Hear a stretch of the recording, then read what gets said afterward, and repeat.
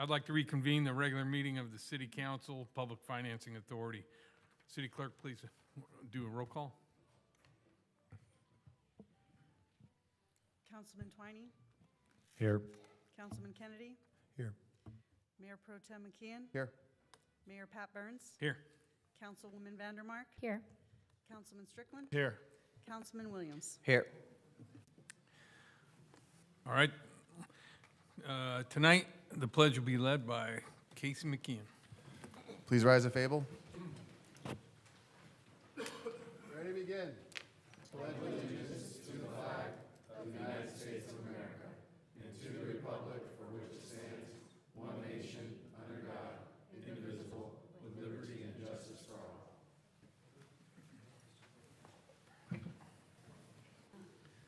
Oh, yeah. Let us pray. We give you thanks, Lord God, for a successful Surf City Marathon, for the many thousands who enjoyed our city this past weekend. We give you thanks for the blessing of rain after a time of fire, and for all those first responders who have responded to these crises. And we pray for this meeting tonight for those who have been elected to lead us in this city, that they might be blessed with the gift of wisdom, and that they might lead for the sake of the common good. And we ask all these things in your holy name. Amen.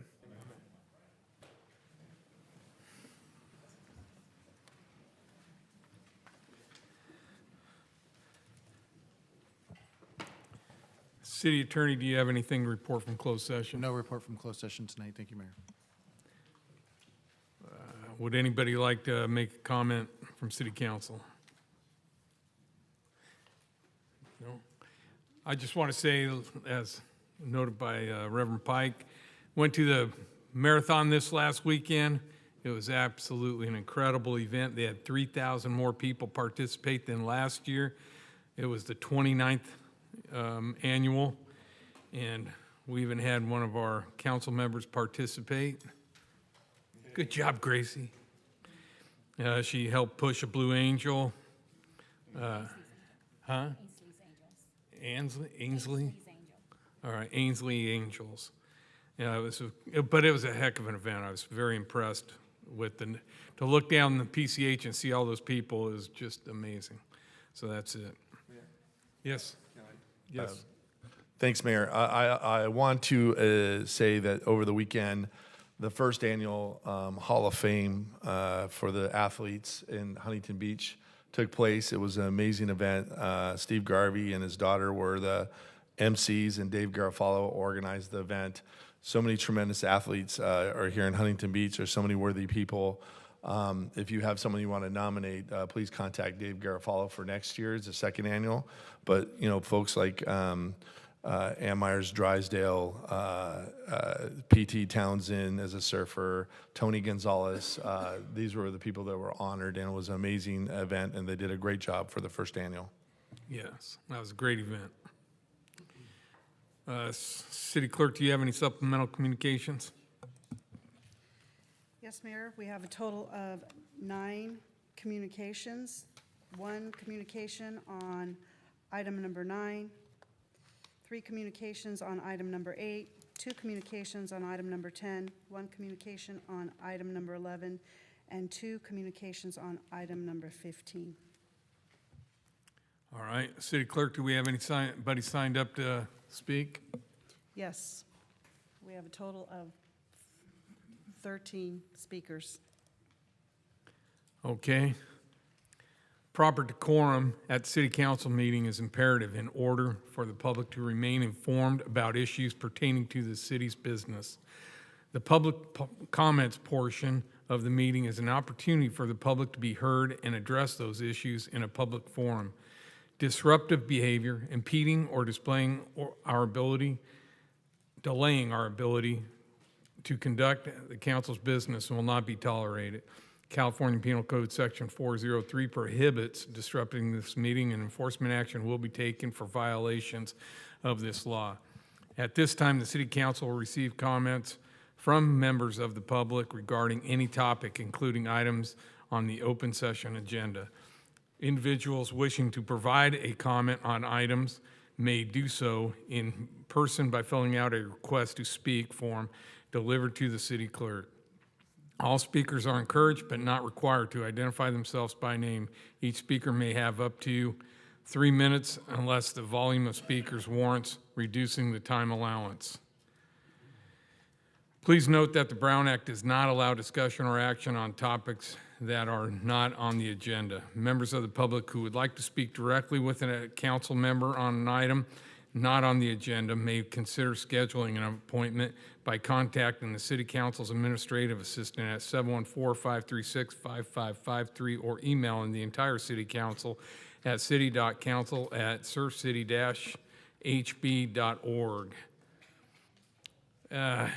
We'll give the public 3 minutes each.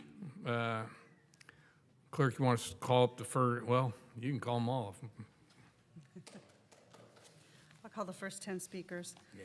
Barbara Richardson, Andrew Einhorn, Mr. Amory Hanson, Regina Blankenhorn, Barbara Shapiro, Elise Tolbert, Tim Gaddis, Ken Inouye, Charles Jackson, and Rick Brown. Please approach the podium.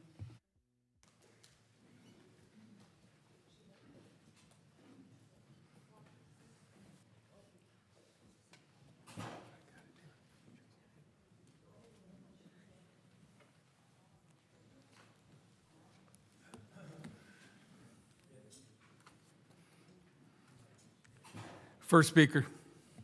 Oh, that's me. Hi there, Mayor Pro Tem, members of the City Council, Regina Blankenhorn. I just want to express the audacity of using city resources to ask questions regarding the petitions. You're asking random people who probably may not even know what those questions were about.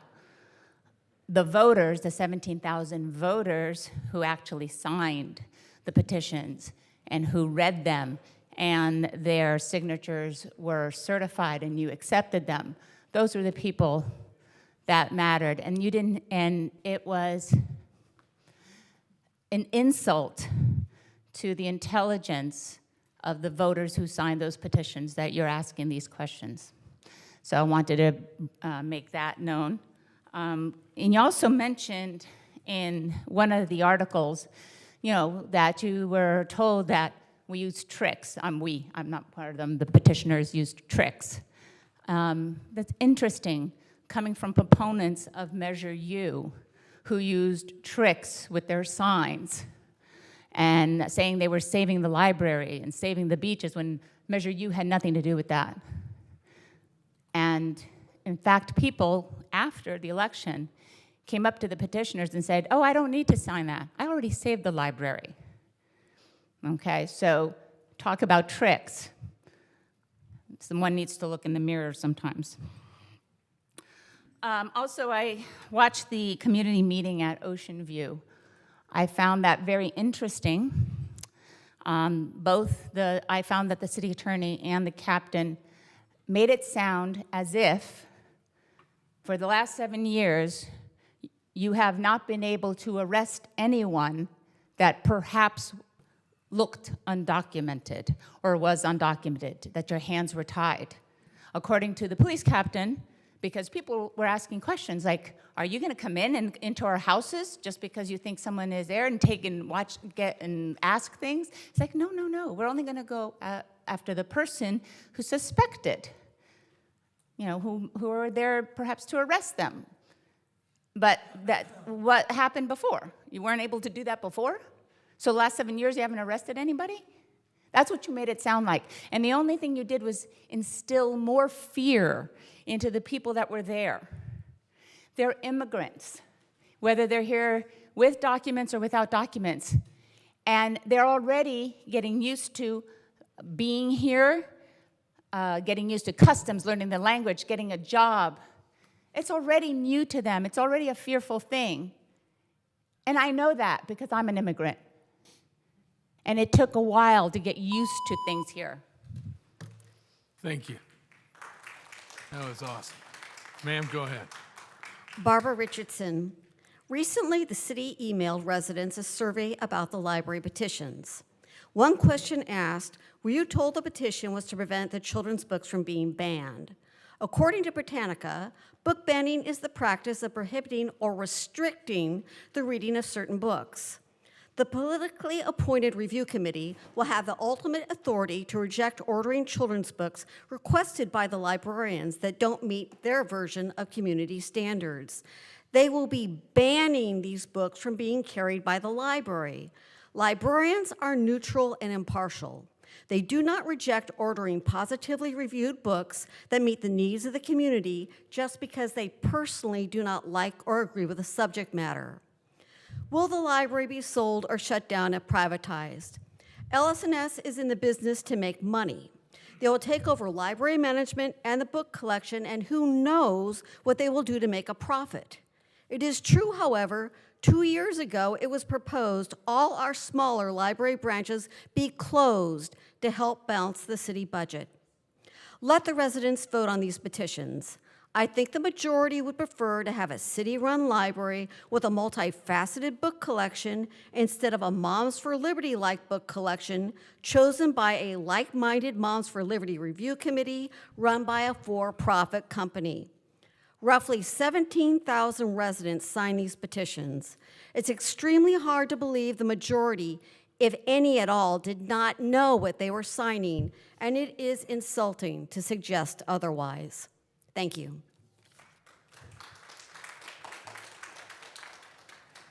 Andy Einhorn, 40-year resident of Huntington Beach. The release of January 6th insurrectionists is an alarming insult to police, our capital, and democracy. Failing to hold violent offenders accountable will allow them to attack other law enforcement personnel. Mr. Mayor, as a former police officer, you should be ashamed to support or display a statue honoring someone who disregards the safety of your former profession. This isn't just poor judgment, it's toxic endorsement of potential violence.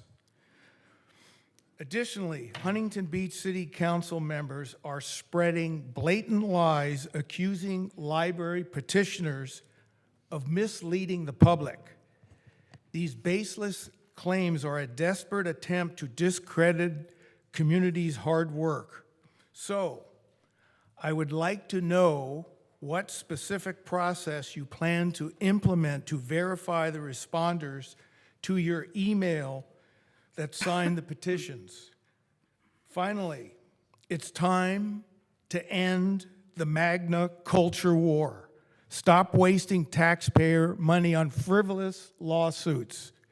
Focus on restoring our city's financial health and unfunded infrastructure, equipment costs, and more. This council doesn't need to make Huntington Beach great again.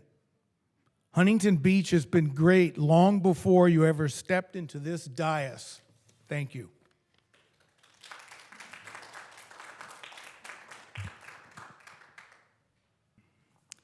People rely on government to keep them safe. I'm here to talk about the proliferation of coyotes in our city. Dog and cat owners are terrified. Small children are threatened. When I go out to empty trash after dinner, I don't want a coyote encounter. As a dog owner, I'm required to neuter and vaccinate my pet. No such requirements for coyotes.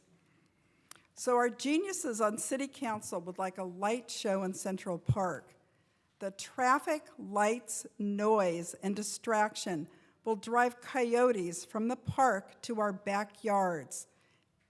How will that make us safe? Why the need to monetize the park, the library? Will they be charging to use our sidewalks soon? Look at the gigantic signs on every corner in Huntington Beach during elections, and you will see how kickbacks finance campaigns. Residents are fighting back. We circulated 2 petitions against changes to our library. Now City Council accuses us of lying to obtain signatures.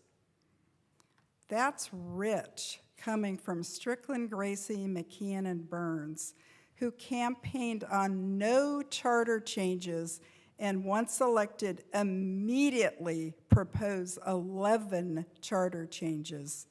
Should their election be invalidated for lying?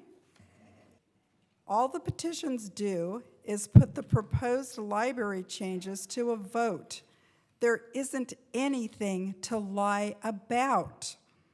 Every signee was given an opportunity to read the petition before signing. I did, however, have hundreds of requests from residents to sign up petitions to recall those four, meaning Strickland, Gracie McKeon, and Burns. That's the petition they really wanted to sign, but we did not have. City Council has no right to know the identity of anyone who signed the petitions. That privilege belongs to the Registrar of Voters and only for signature verification. What do you plan to do with this information? Why is City Council so afraid to let people vote on this? Will our voices interrupt their gravy train? Thank you.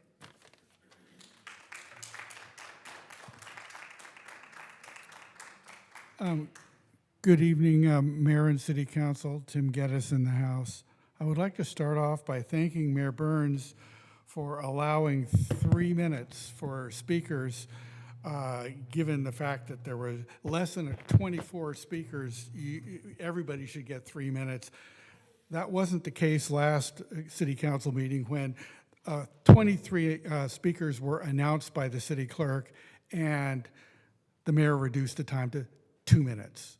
We should get 3 minutes unless there's an overflow of speakers, public hearings, awards, presentations, other things. That wasn't the case last time, and it certainly wasn't the case this time, but I did want to thank the mayor for that. I am disturbed about how the city has handled the whole library petition process. Very much the same as it had tried to handle the so-called voter fraud process leading to Measure A and the demand for voter ID. What has happened is that the unnamed and non-attributed individuals have allegedly approached city council members with so-called concerns about the petition process conducted by community volunteers and pushed a likely false narrative that this petition process is somehow flawed.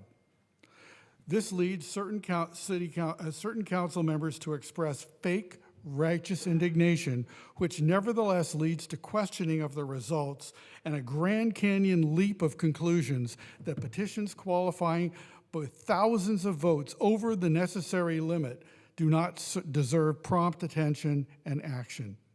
We want answers, and we want them dealt with now. I am reminded of the back and forth from the movie A Few Good Men, paraphrased thusly between the community and the dais. The community, we want answers. The dais, you want answers. We think we're entitled. You want answers. We want the truth. You can't handle the truth. And that's the attitude from the dais. The city gets to sow discord and division with its so-called surveying, stalling and stretching things out while totally disrespecting the democratic process they were elected to uphold. We want the truth, and we can handle it. It's time to put these petitions to a vote now. The community, the media, and the whole country is waiting to see if you are capable of acting in good faith. Thank you. Thank you, Mr. Mayor. My name is Mr. Amory Hansen. I'm speaking tonight in support of item 11, renewing the agreement with Visit Huntington Beach to have a visitor kiosk. This kiosk ensures visitors and residents of Huntington Beach have the opportunity to learn about the great businesses and facilities that make Huntington Beach the city of expanding horizons. I have been particularly pleased to see the addition of the nearby screen. I have used it, as a matter of fact, to check the time at various events at the Huntington Beach Pier. It provides information on upcoming events as well. Let's continue to look to the horizon. Once again, I urge a yes vote on item 11. Thank you. Good evening, Mayor Pat Burns, Mayor Pro Tem Casey McKeown, and all the city council members. I'm motivated to speak tonight a little bit about the Code 4 settlement. There's been a lot of disparaging words and disparaging comments made in the last several meetings. So let me start by saying that I'm going to speak a little bit about that tonight. The economic and community benefits of supporting the Pacific Air Show in Code 4, we have to remember that the Pacific Air Show is the preeminent air show in the United States, delivering unparalleled economic and cultural benefits to Huntington Beach, and world-class event generates the following: $120 million of annually to local economy, $70 million in revenue to Huntington Beach businesses, and approximately $4 million for the city of Huntington Beach's general fund. With the substantial financial gains, it's clear that $5.4 million lawsuit settlement awarded to Code 4 makes tremendous financial sense, particularly when you amortize it over a 6-year period. The financial reality is it's a smart investment for the city. When you spread it over 6 years, the settlement equates to $900,000 per year, which is a small fraction over economic benefits of the air show. To put it in perspective, over the same 6-year period, the city's general fund will receive $24 million. Huntington Beach businesses will generate over $420 million, and the local economy will see an influx of more than $720 million. It doesn't take a nuclear physicist to recognize that this is a massive return on investment for the city. The numbers speak for themselves. This is not just a good deal, but a financial windfall, and the benefits for businesses and residents and visitors alike. So let's set the record straight here. Despite the politically motivated attempts to misrepresent the settlement as a misuse of city funds, the facts tell a different story. The agreement with Code 4, a professionally and highly reputable organization, ensures that Huntington Beach retains one of its most anticipated and patriotic annual events for years to come. The leadership and vision demonstrated by Code 4 CEO Kevin Elliott, alongside with the Huntington Beach City Council, have secured a win-win scenario for the city, local businesses, and hundreds of thousands who attend the air show each year. Rather than fueling the baseless criticism, we should be celebrating the continued success of the event that elevates Huntington Beach as a premier destination and economic powerhouse. Conclusion: the Pacific Air Show is a world-class event.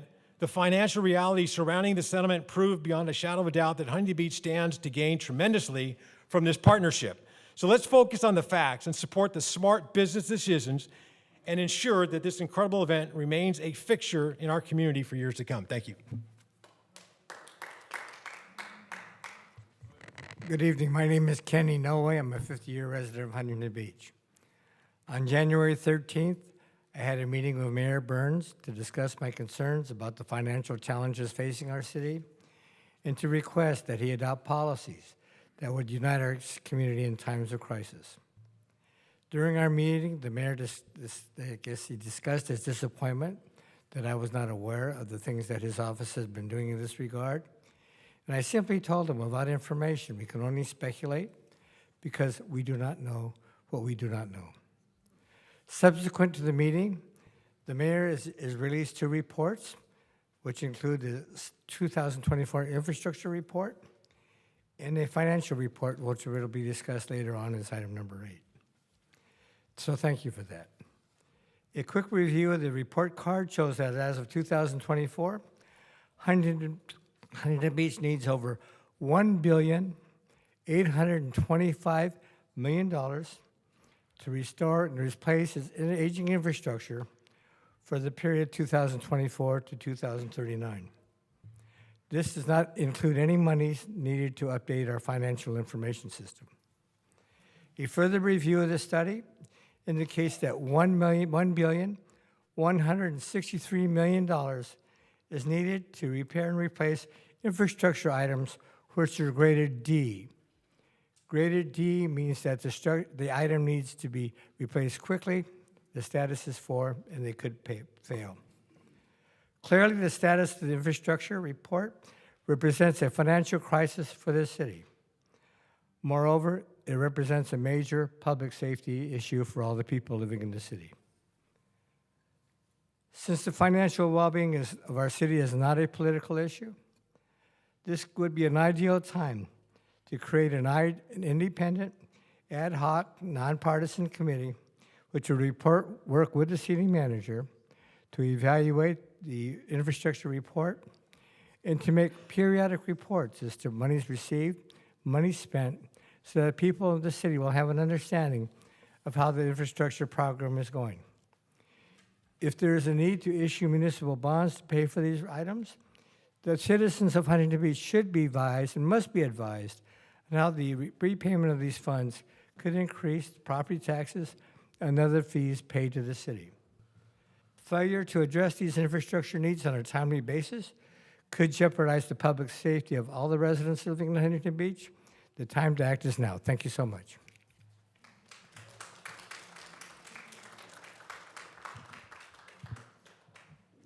Hello, my name's Jaden. I wasn't here last meeting, so I just wanted to talk about that non-sanctuary city thing that you guys had passed. Let's stop pretending sanctuary policies are about compassion. They are about shielding criminals, disrespecting legal immigrants, and draining taxpayer money. All the expense of tax-abiding citizens. If Huntington Beach truly cares about public safety and fairness, we must reject these failed policies and declare ourselves a non-sanctuary city. First, sanctuary policies protect criminals, not families. California law prevents our local police from cooperating with federal immigration authorities, even with dealing with violent offenders. That means criminals arrested for rape, drug trafficking, or even murder can be released back into our communities instead of being deported. But since Trump's new executive orders, now we can finally do that.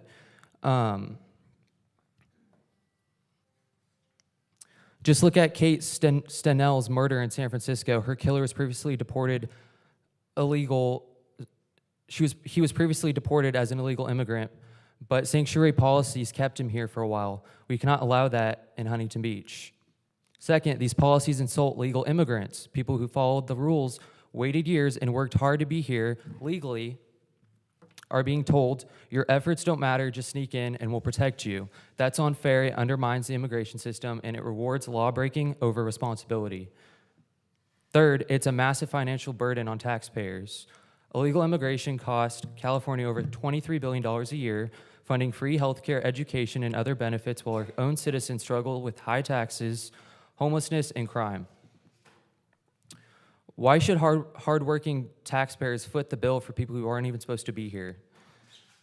The choice is clear. We can enforce the law, protect our communities, and respect legal immigrants, or we can follow the path of cities like Los Angeles and San Francisco, where crime is rampant, businesses are fleeing, and taxpayers are left to clean up this mess. Huntington Beach has an opportunity to take a stand, which they did, and I completely agree with them, and thank you guys.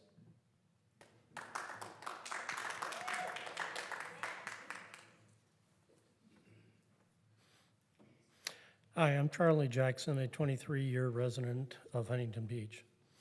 Huntington Beach needs to be a business-friendly city. The current Huntington Beach City Council claims to be business-friendly, but their actions speak louder than words, and they don't care about business. Many businesses don't want to be in a city that places extreme political issues over fixing potholes and balancing the city budget, or a city that changes its mind capriciously. For instance, once the city council approves a project, they turn around and try to cancel it. Consider the eyesore near Bolsa Chica and Warner. Dilapidated business malls are a thing of the past. Building a modern senior center would contribute to the image of Huntington Beach and provide much-needed facilities for Huntington Beach residents. In the proposal, there will be more parking than at the Merrill Gardens senior facility. Remember, less than 10% of assisted living patients own cars, and none of the memory care residents or patients own cars. That means less than 20 residents will bring cars to this hospital. That leaves 70-plus parking spaces for employees and visitors. In fact, the existing use today produces about double that amount of traffic. The project is not a residential apartment living space. This is a hospital. This is an assisted living and memory care facility, a facility that's needed in Huntington Beach. Our senior population is growing rapidly, and as a city, if you look at our senior population, we have over 60,000 seniors. That's 30% of our population. The project also helps with our economy, providing an estimated $8 million for the city, all while filling the needs of our senior population. Thank you.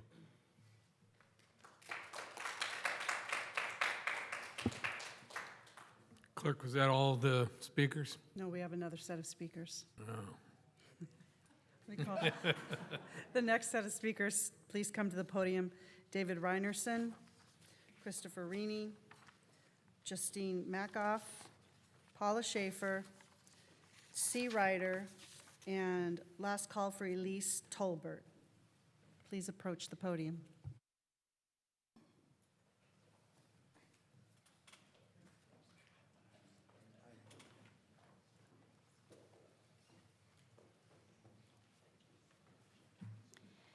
Good evening. I'd like to begin tonight by acknowledging that it is Black History Month and as a reminder that American history is Black history and vice versa. I've lived in Huntington Beach since 1985, and so I'm a homeowner and a voter. Ballot initiatives, often commonly known as ballot measures, are questions placed before voters on local ballots. Citizen-initiated ballot measures give voters the opportunity to repeal an existing city ordinance or propose a change in our city governing document, which in Huntington Beach is our charter. The ballot initiative process gives people the ability and the power to collect signatures to place those proposals directly before voters.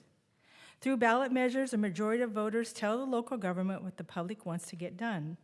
Voters across the nation in red, blue, and purple states have used ballot initiatives to get issues on the ballot that help their communities.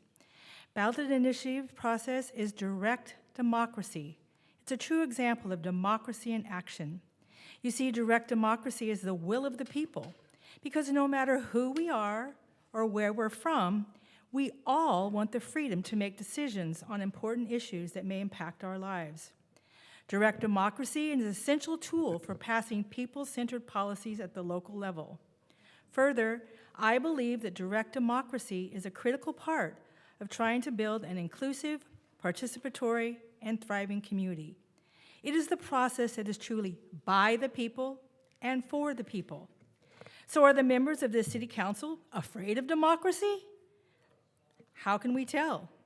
You need to let the voters decide how they want their public libraries that they've paid their tax dollars for, how they want to be managed, and what books and materials should be purchased.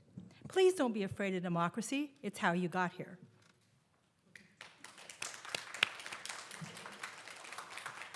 Good evening, council members. My name is Paula Schaefer. I've been a longtime resident of the city.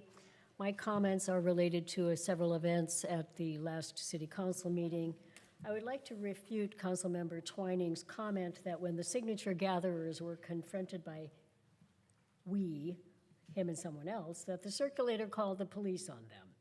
To correct the record, the police were called only after library security came out and talked to the person who was committing the breach of the First Amendment rights that the circulators had, who had been shouting at not the petition gatherers, not at the signature gatherers.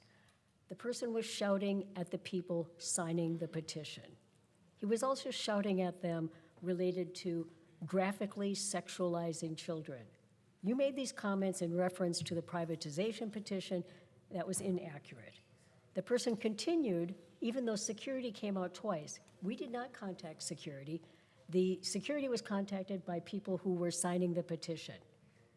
When he continued his actions, despite being talked to by the security twice,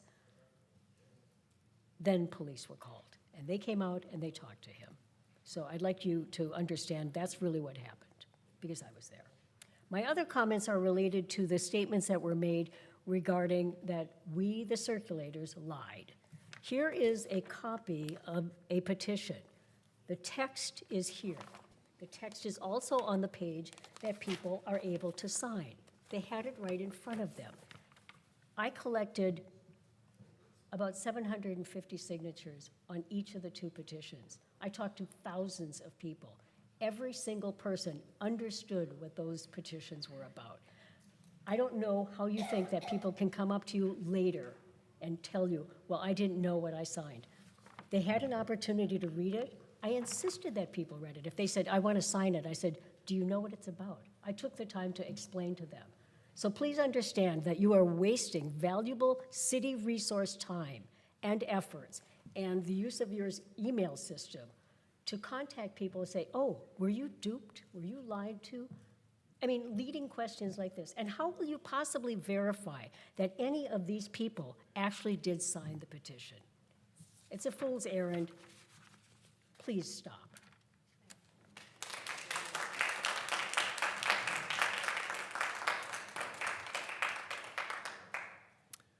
David Reinerson, 27-year resident. Recently, the city sent out an email that was essentially a fishing expedition attempting to cast aspersions on those who gathered signatures for the 2 library petitions. Similarly, Mr. McKeon accused petition gatherers of lying to potential signers. Book banning is defined as the practice of prohibiting or restricting the reading of certain books by the general public.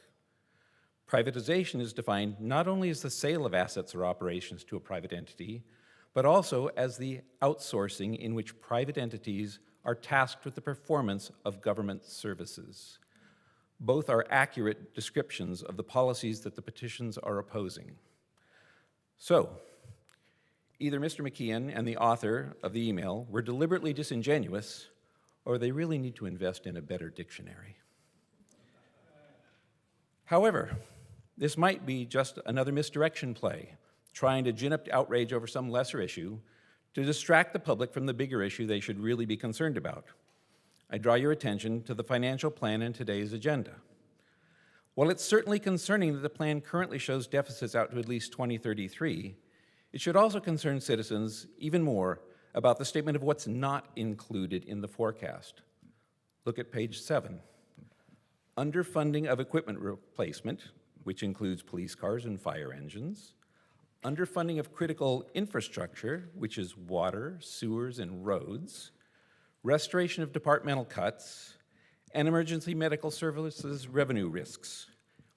If you take those items out of the financial plan, you are essentially failing to plan for the primary functions of city government, to keep the city running and maintained.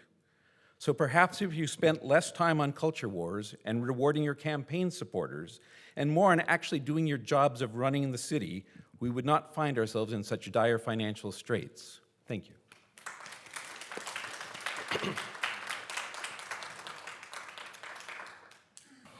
Chris Reaney, Huntington Beach native resident. At the last council meeting, council members voiced their opinion that people had signed the library petition under false pretenses and gave stories of being lied to. Shortly after, an email went out to Surf City Weekly subscribers asking questions regarding the petitions for the Huntington Beach Library. First off, the petitions were for the Huntington Beach Public Library, for a city council that over the last year has fought bitterly over the semantics of outsourcing operations versus privatization, and book review versus book banning. Getting the library name wrong surprises me. Second, I'm puzzled why the city chose Surf City Weekly subscribers as their survey sample. Do we know how much overlap there is between petition signers and newsletter subscribers? The petition did not have email addresses. Ignoring the leading questions in the email, voluntary surveys tend to be unreliable, get low response rates. I mean, you're lucky if you get 15%, and they don't represent stakeholders. Frankly, stakeholders have been speaking consistently for over a year, and you have ignored them. I'm also surprised that Councilmember Vandermark would freely divulge that she wore disguises while signing the survey. Deception is immoral, and frankly, Gracie is a celebrity. Anyone who knows who she is will recognize her stylish coats, jumpsuits, black cherry lipstick, beautiful coats, and long hair. Even with all those covered up, we still know your voice. Putting on a hat does not change who you are. One wonders if people heard what they wanted to hear. I suspect confirmation bias in effect. I see you too. Good evening. As for the statement insinuating snobbery over having a college diploma, I think that's insecurity speaking. We don't care about your education as much as we care to know who the 21 guardians are, if their experience qualifies them to judge children's literature, and why their opinion is more important than that of every other parent in the city of Huntington Beach. Come on, council, just drop this. You have more important things to do. We have a budget deficit. We don't have a good plan for it yet. And for as much as we have spoken about law and order and the need to be tough on crime, well, Logan Christopher Kelly, the guy who stabbed and killed 2 people last 4th of July, was a white dude from Redondo Beach. Why do we always assume crime is Latinos who are here illegally? Thank you.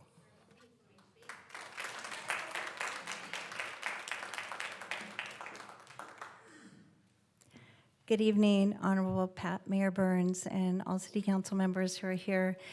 I'm grateful that you're listening to what the city and the citizens that you represent have to say, and I know that you will make the best judgment on behalf of all of us. I'm Justine Makoff. I'm here on behalf of the Huntington Central Park Equestrian Center and Free Rein Foundation. And I want to thank you, Pat Burns, for entrusting us and letting us take you for a horseback ride a couple weeks ago. It really was such a nice thing to see you come out and personally get to learn more about the Equestrian Center and what we have to offer and why it is such a gem to the city of Huntington Beach. I encourage all city council members. I know Mr. Twinning will be bringing you out shortly, so look forward to that. One other thing that really struck me is that people still don't really realize what we have here in Huntington Beach, and so we continue to have lots of different events to make sure that the public and community can come out and see it for themselves. We do have an event coming up April 26th. Of course, I didn't get the flyer to put up on the screen, so I apologize about that. But if you go to freereinfoundation.org, you can find all the information there for upcoming events. We also have Hug and Grooms, and the Hug and Grooms are put on by Free Rein Foundation, and they are the first Sunday of every month. I just would like to read something quickly to you by somebody who was attending our Hug and Groom this Sunday. She said, Sunday I got to share my first Hug and Groom with my dear friend Chelsea, her daughter and granddaughters. I was so excited to share our herd with them. This is coming from a volunteer. What I could not have anticipated was the tenderness of which our amazing volunteers introduced the girls to our gentle giants. The girls went from reticent to arms-reaching grooming to heart-to-heart hugs. Thank you all. Chelsea's words to me were, thank you for introducing the girls in a way that they could resonate with, the need to feel safe and protected as well as tended. And the experience is a very important truth in life, that we tend to the vulnerable compassionately. Children have an intuitive grasp for this, but also need to have it acknowledged and this knowledge nurtured in an ongoing way to make it a living reality in their lives. This is no surprise to me that our Hug and Groom continues to draw so many guests into this tranquil heaven adjacent to the urban forest. Perhaps it's also the same reason why our volunteers feel that we too get so much out of the work that we do at Free Rein. We have over 100 volunteers, and really encourage everybody to come out to the Equestrian Center and to Free Rein Foundation and learn what a perfect gem this is for our city. Thank you.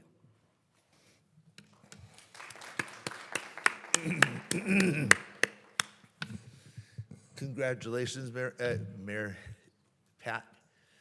Congratulations. And the rest of you, please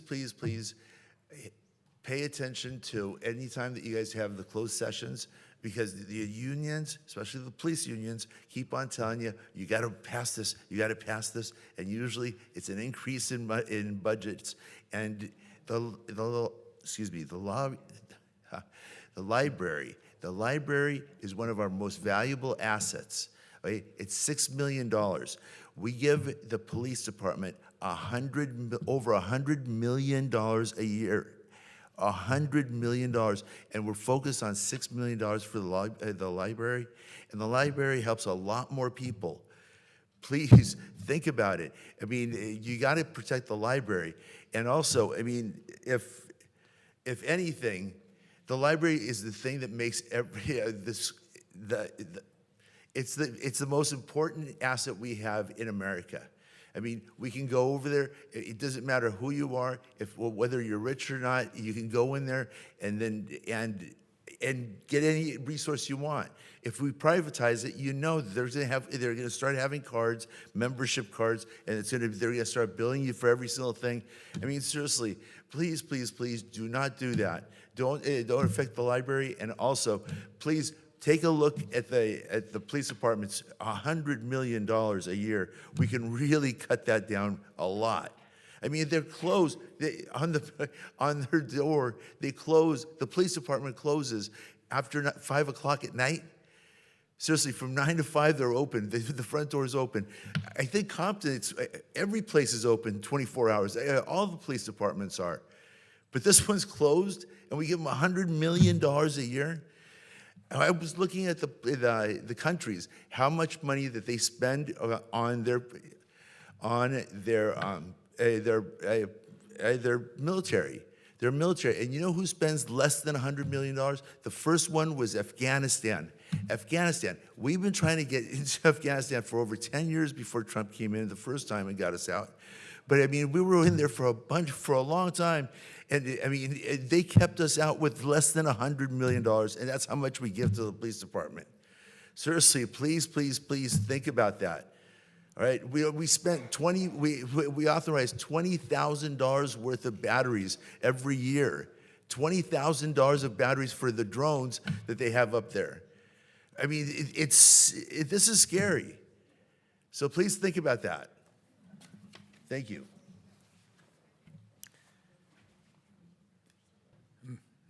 Or if you're going to speak, man, please step up. Hi. I'm actually fairly nervous. This is not a complaint. It's just. Thank you. It's just actually just a statement I want to say. I want to say that, first of all, my name is Elise Tolbert. I'm from Compton, California. Only one that's going to come. Don't get nervous. But I came to this city a year ago, and it was by chance because I was getting rejected. I'm going to try to hold my composure. But I was getting rejected by my family, my peers, and everyone. And I had to go out on my own, and I prayed, and I wind up here. Got a job here, but lost it. But as I'm here, I started seeing certain things about the politics that, you know, my friends were telling me, you're in Trump country, and, you know, giving me a fear about this city. And so I wind up here and actually homeless and staying in the shelters. Not saying that for any pity. I just want to give you a story. I just want to say that this city has been nothing but good to me, considering my color, and I'm not trying to be here to bring that into the fruition, but we all know the temperament now in the country and what we're under. I think the city of Huntington Beach is amazing. I'm not against them becoming, I think you guys just voted to become a non-sanctuary city. And I just want to see if there's anything that I can do to contribute to help out with the city. I'll be more than willing to be of service. Because since 2020 and I just got kicked out the fold, folks have been telling me to help out somewhere politically. And I wanted to just bring that to the fruition. And if there's anything, Pat Burns or whoever, I don't know who's in my district, I can do voluntarily, I am up for grabs. Because again, I have no job, I am homeless, but that's only temporary. I'm just speaking it because of where my life is right now. It's not for anybody to feel sorry. I'm just saying I feel like I'm Joseph in the Bible, and that things are gonna turn around because God has truly put me in this place. Because I tried to leave California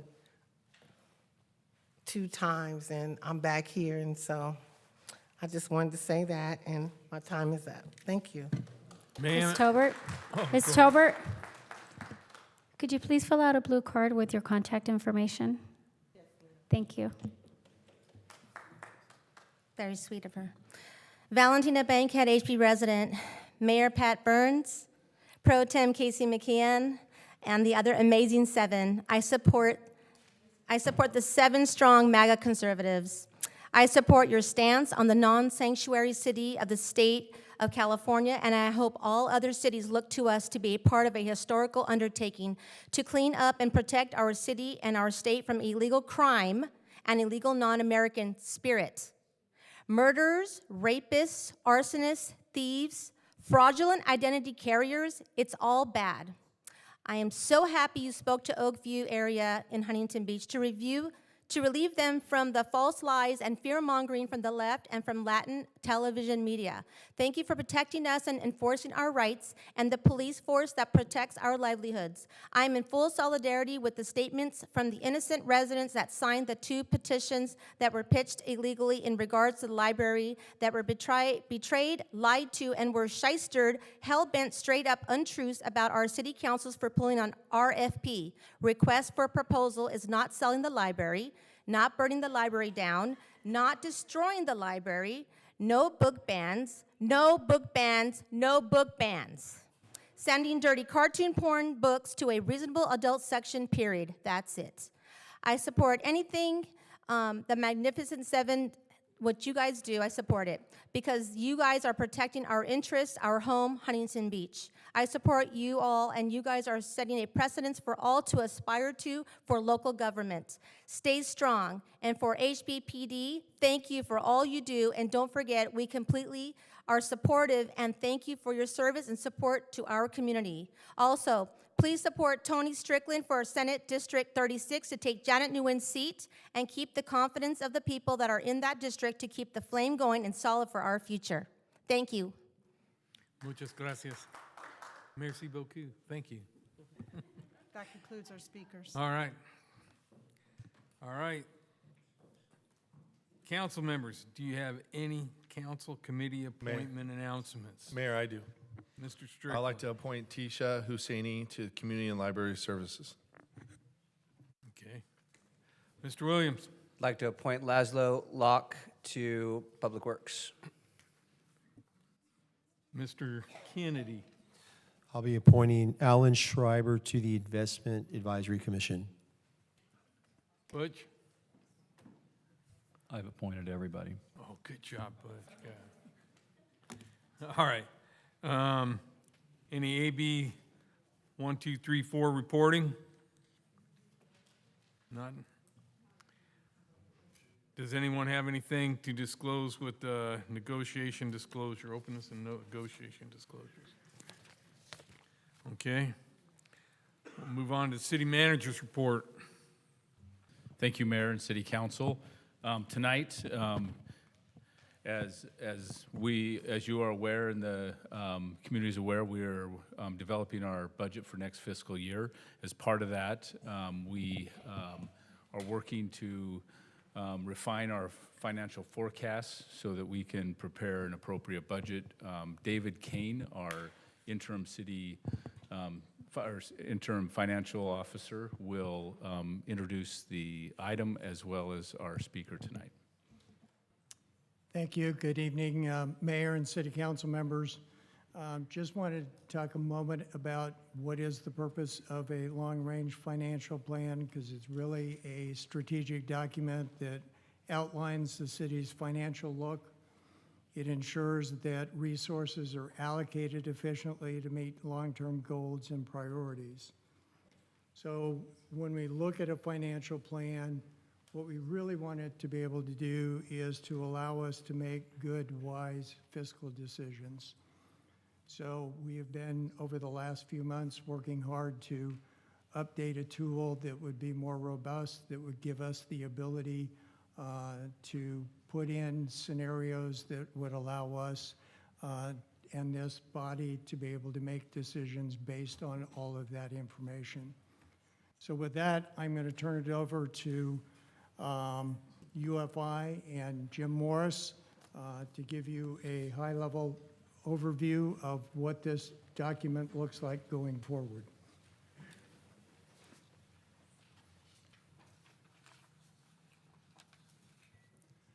Thank you, David. Good evening, Mayor, members of the council. Pleasure to be here with you.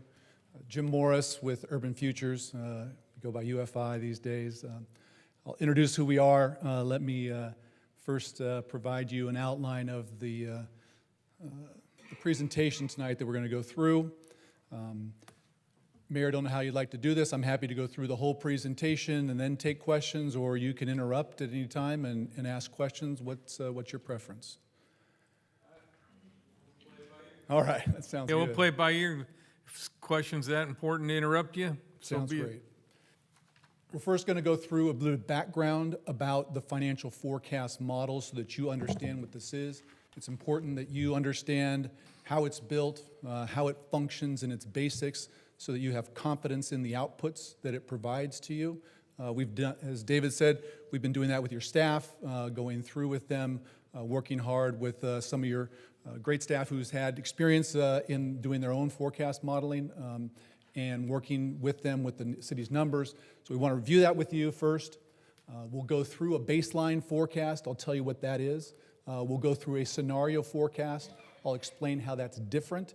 And then before we finish up, a couple takeaways that we want to provide to you as we've done this modeling of the city's finances and the forecasting. Want to give you some of the insights that we have just as you begin your process of considering some of the fiscal challenges that the city has, some of the opportunities that it has, and the upcoming budget. So just 2 seconds, won't spend much time at all here. We've been doing financial advising and consulting for about 4 decades throughout the state of California to municipalities, mostly also to special districts. About the last decade, we have focused in on the importance of long-term financial forecasting and been doing forecast modeling now on a consistent basis for over a dozen cities throughout California. You can see some of them there. We also have a financial advisory services arm that does municipal bond issuances and works with cities in that capacity. Myself, I'm a 3-decade journey person in municipal activities. I started out as a municipal law attorney, worked for a firm for about a decade, and practiced representing the city of Corona in Ontario, then spent a decade in city management and the last decade in city finance. So come at this from a number of different angles. Let's talk about understanding the city's financial forecast model. Let's talk about how this model's built. We use a set of standardized revenue and expenditure categories. You'll notice that the outputs of the model, if you looked at it in detail, and if you want, you can obtain a copy of that. They don't quite line up with the city's exact budget categories. This is simply for purposes of ensuring that we're correlating your financial data with the economic data that drives the algorithms to forecast your revenues and expenditures in an appropriate way. Generally, it lines up, but this particular model is aligned to the economic data so that it forecasts in an integral way. We take your 10 years of financial data that's integrated into the model. We take statistical information from that data, integrate it with the economic data, and produce tailored forecasting algorithms to drive your expenses and revenues over the 10-year forecast period. With the baseline forecast, I'll get into what that is compared to a scenario forecast. We also have your fund balance in there. We'll show you the outputs of that. It's an important metric in understanding the long-term fiscal stability and outlook of the city, is how does your fund balance function. We'll talk about that in the fiscal outlook section at the last, about the importance of that metric. Most importantly, as David mentioned, what the financial model does, as opposed to just a simple forecast that you might get that says, here's what your outlook is for 10 years. A model is a dynamic tool that allows you to ask the important question that always must be asked: what if? What if we do something different? What if we take on this particular task? What if we address some of the needs that we have in terms of infrastructure, in terms of equipment funding? What if we decide we want to take on a new initiative? All of these have trade-offs, and you need to know the financial impacts of those. Modeling allows you to input those financial impacts, to assess the trade-offs, and make financially integral decisions for the long-term fiscal sustainability of the city.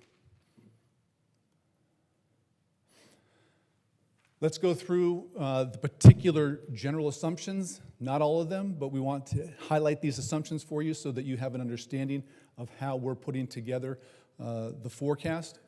The city's baseline forecast, which we'll talk about in a moment in detail, is built around your fiscal year 25 adopted budget. That's the base year. As I said, we take 10 years past data, but it's driven by that budget decisions that you've made and how to carry those forward.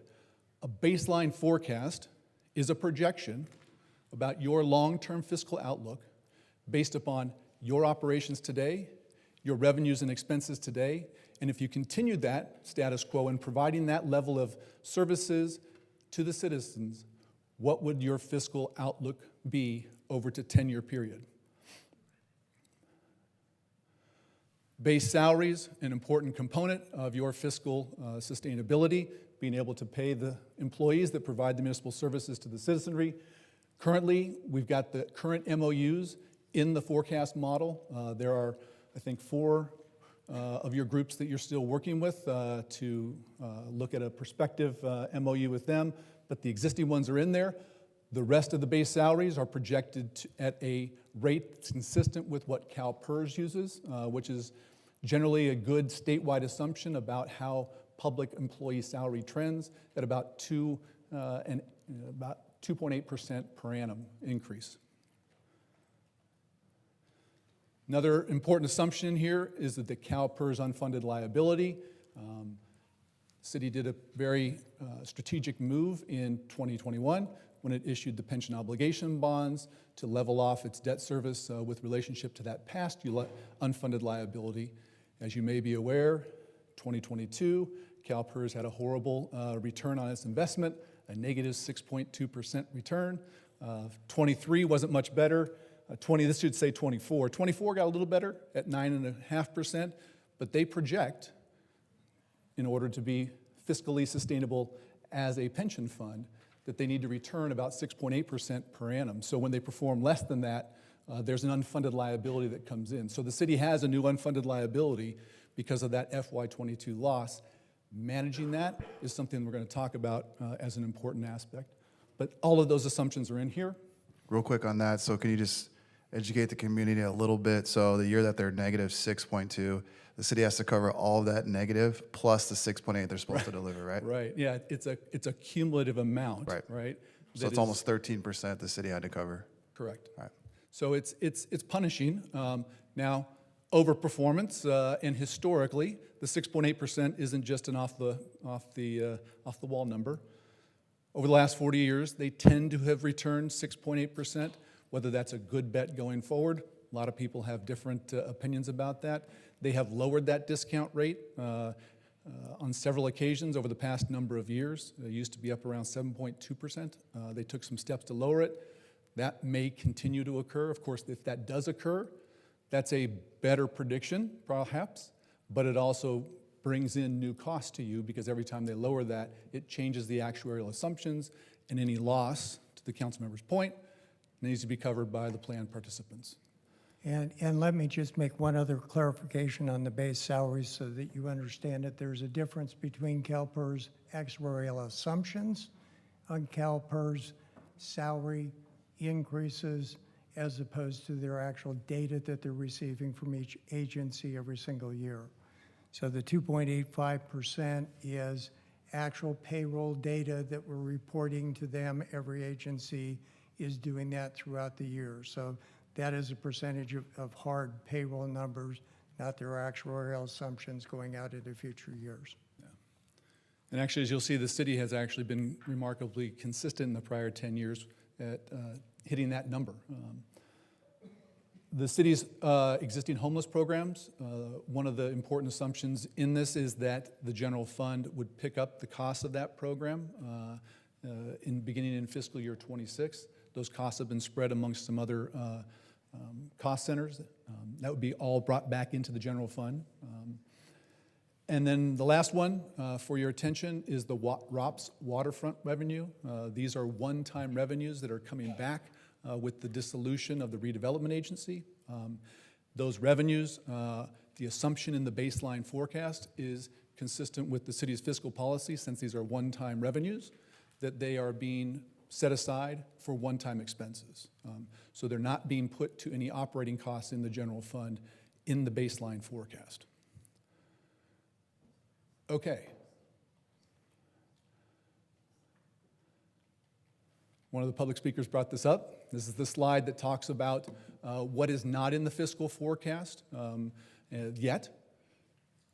You will be making decisions about whether some of these items need to be put in there and how, the what-ifs. But these are important items that we just wanted to simply put a Post-it note on that for you. Underfunding of equipment replacement. The city has done some projections about what that annual amount needs to look like to maintain the city's equipment and vehicles. That expected level of funding is not in the baseline forecast. Critical infrastructure, the infrastructure report card identified those projects. Addressing those projects, not yet in the forecast. Departmental cuts, we were advised that there have been some cutbacks in various aspects of the city's services, particularly coming out of the COVID recession, and any restoration of those levels of service should there need to be. An evaluation that you can undertake. Those types of funds that would need to be to increase those levels of service or restore those levels of service, not in the forecast. And then we wanted to simply put a pin in this one item, which is the EMS, Emergency Medical Service revenue. There's some risks out there to this program. It's a fairly new program that the city's participating in. There's concerns about whether federal funding will continue for that program. It brings in several millions of dollars per year to help offset the city's EMS service costs. It's a reimbursement from the federal government. There's also new participants coming to that program, so it could dilute the city's ability to receive reimbursement from the program because there's a limited pie and more participants. So important items. That'll be part of your discussions in the upcoming months about the city's financial outlook. Okay, before we dive into the baseline forecast, last slide. This is just for your sort of big picture look, the major drivers of your revenues and expenses, the big five on each side. We use the stoplight color coding here. You should be happy there's no red up here. I've done these where we've had cities that have items that are in the red of high concern. A couple cautionary ones, we'll talk about those just real quick. But you can see the items that are trending well. And we can go through any of those in detail, but I won't take your time in doing that right now. We can come back to the slide if we want to. But strong sales tax and other tax revenue base. We'll talk about that in the fiscal outlook section. And then the one area that is in yellow is there because of the EMS revenues, that reimbursement for the EMS services. That's been highlighted there. Expense side, same way. You've generally had low labor costs, which puts you in a strong position fiscally going forward. Should you be able to maintain that, an important item. What does AAGR stand for in the column? Yeah, that's the average annual growth rate. So if you look at that over a 10-year period, because each year it's different, but that's the average one. It's a nice, tidy metric. And you can see it's forecasting the expenses. Someone might say, well, it should be what the last 10 years have been. Well, that's part of the reason you engage in forecasting is that you want to use the economic data, not simply the data in arrears. You could have had service growth, you could have had expansions in various areas that drove those costs that are not related to the ongoing delivery of those services looking out 10 years forward. So the forecasts are based on 10-year modeling? It's a 10-year model, yeah. So just for clarity, you guys are forecasting a decline in the property taxes slightly over the next 10 years? It's a less aggressive growth rate. So the city has had good growth rate, average about 5.4% per year growth. We're projecting that it's slightly under 4%. Again, one important thing to understand about this, probably should have gone over this in one of the previous slides. The economic data that drives this model is not our proprietary data. UFI, we are not economists. We are financial modelers and financial advisors. We use economic data from a variety of sources, both regionally, statewide, and national. At the heart of the model, we rely upon a group, Moody's Analytics. It's a subsidiary of Moody's, which is a financial rating service that does municipal bond ratings and has done that for decades. They employ about 80 economists who do a deep dive and provide a regional level forecast with economic projections 30 years out that we think is the best source of data to drive the model. So the important takeaway on a baseline forecast is this is a data-driven model. It's not me saying, here's what I think the city of Huntington Beach will look like in 10 years. This is economic data saying this is the projection that economists put on these economic indicators, and those are correlated with your revenues and expenses. Do they take markets, into consideration Certainly. geographically? Well, yeah, that's the regional output that Moody's does. Yes, they look at the regional economy and how it's performing. And so we do this again in regions around the state. And there can be some significant variance between those regional projections. Do they project sales of homes that maybe were originally purchased for, low, like $40,000, $100,000, but, now they're going for sale for like $1 million plus? Are they able to project that going into the future? They do. I mean, tax assessments for the property tax? Yeah, obviously it's, near-term projections are always more confident than midterm and certainly far-term.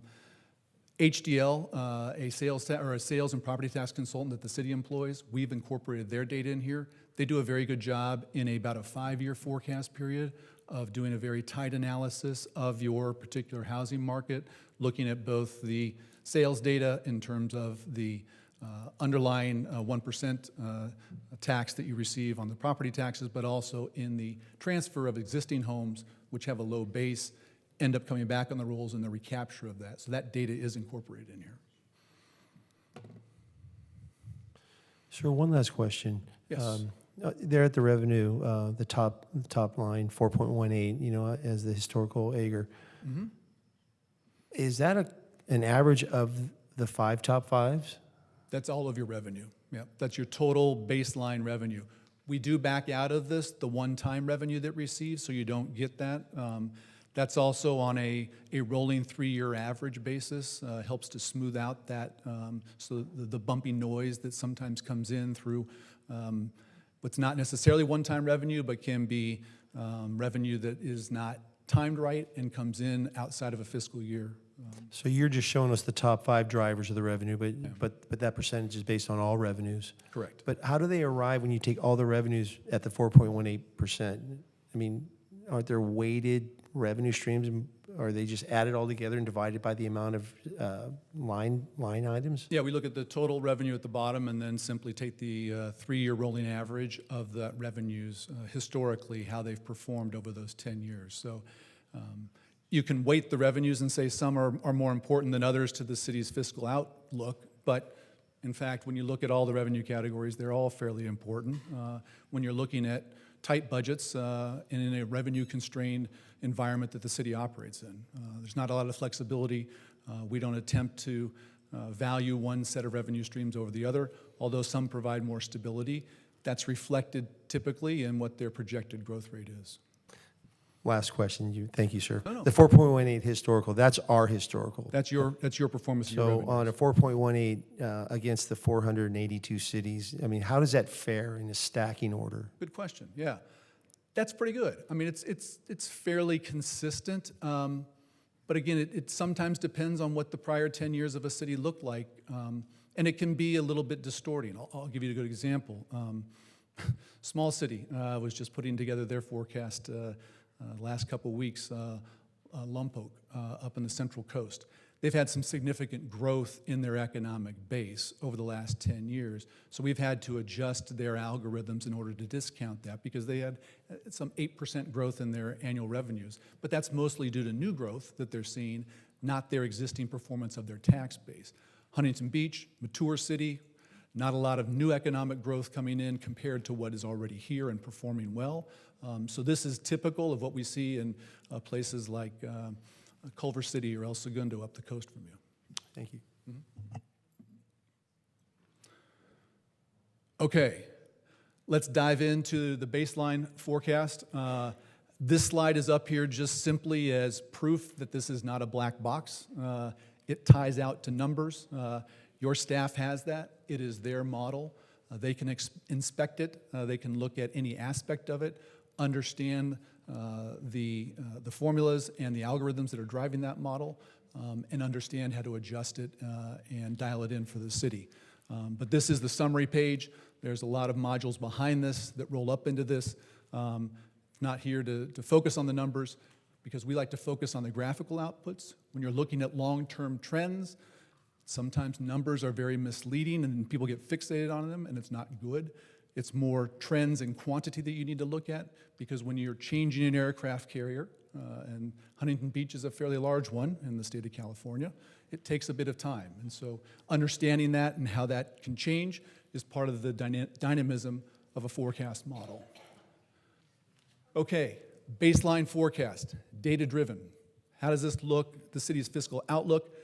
We put this slide up and we use a 10 years in arrears as well as the 10 years looking forward, because we think historical data is important to see, as opposed to just simply dropping in and seeing the projections from this fiscal year forward. It's nice to see and know how you got to where you are today. So just a couple benchmarks along the way, little roadsides from your past. You can see the COVID pandemic and the recovery period there between FY20 and 22, the dip in the revenues, you took down the spending of the city, and then there's the kick up in the post-COVID recovery. In fact, most cities performed quite well through the pandemic, given the level of concern that there was about the financial implications of that. Post-pandemic, you see the rise in the revenues, the restoration of the city's services with the spending. You'll see the one-time revenues with the dotted line. Again, those are put in there so that you have those and can see those, but those are backed out in terms of your baseline forecast, unless there is some predictable source of one-time revenues, like the ROPS waterfront. And then another highlight to show you, the growth in your transfers out. We talked about that, yes, projected needs for capital, equipment, infrastructure are not in here, but the city has been making concerted efforts, and over the past number of years, there has been an increase in those transfers from the general fund to those funds needed for equipment replacement and capital infrastructure needs of the city. And we'll see that better in the next slide. You'll see then the slight split on the projection between your revenues and your expenses. That gap is your operating deficit. Important point is the inflection point, which comes about 2033, where you have a crossover from operating deficits into an operating surplus. Part of the key of financial management and forecasting is to move that inflection point closer to where you are. You may have near-term deficits. I will tell you, in updating cities throughout the state in this wintertime, their financial forecast, you are not alone in seeing that operating deficit in the near to midterm. It's a very common occurrence. It's driven by a number of things, and we can talk about those if you want. But the key will be, what financial decisions do you want to make if you want to change this fiscal outlook? It's better to look at that gap in a bar chart. This helps you see that dip and how it recovers. Why does it recover? Why is there an inflection point? Back to the council members' observations about the long-term trends of the revenues and expenses. You've got projected stronger revenue growth than projected expenses. So at some point, that deficit comes down. The challenge is that's not an insignificant amount. Here's the cumulative amount of that deficit over time, reaches about $50 million before that inflection point in 2033, where your then surpluses start to drive down that cumulative amount. Not insignificant, but this dip, you then get to see it reflected in your fund balance. Here's your fund balance with the baseline forecast. You're driving down that, or you're covering that annual operating deficit by pulling money out of your fund balance of your general fund in order to cover those operating deficits. It eats through your assigned funds and starts to get into your committed funds, which are primarily your economic contingency reserve. So that's a little bit of a point of order you might want to take note. How do we avoid that? We're going to go through a scenario forecast unless there's questions about the baseline, or we can save them for later. Seeing no hands yet, we'll talk about a scenario forecast, because the key question is, great, we've got a data-driven baseline forecast. How do we want to change that based upon various things that we may need? Oh, David, Yeah, sorry. just one You comment. gotta throw something at me, If David. you back up on the slide. Yep. One of the other things that we need to consider as we look at the fund balance is also cash flow. What kind of cash flow do we have going through the organization?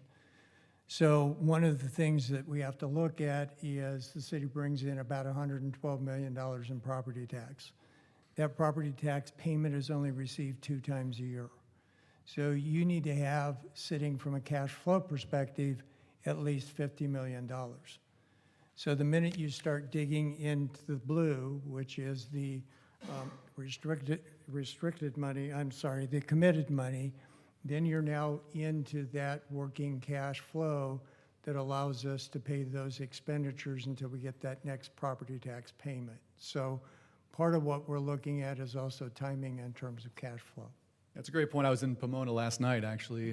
We updated their forecast model. Their outlook is much more dire. They've got some issues going on with the citizens initiative that caused the financial cliff for them. But that issue of cash flow was prominent because there was some misconceptions there, like, oh, we've got X amount of time to try to address these matters before we have too much concern. That need to keep a fund balance, which oftentimes is not in a fiscal policy, at a level that can cash flow you through the year is very important and a good reminder. Do you want to just, on a couple slides before that, you offered to kind of expand on the dip before that inflection point, like why that is? Do you want to just maybe expand on that slightly? Oh, why you want to move that back? Yeah, right there. You mentioned on the dip before the inflection point, like Yeah. what causes that, and then. Oh, in terms of what the cities are experiencing? Right. Yeah, I suppose there's lots of speculation. This is just going to be opinionated commentary at this point, one person's informed opinion.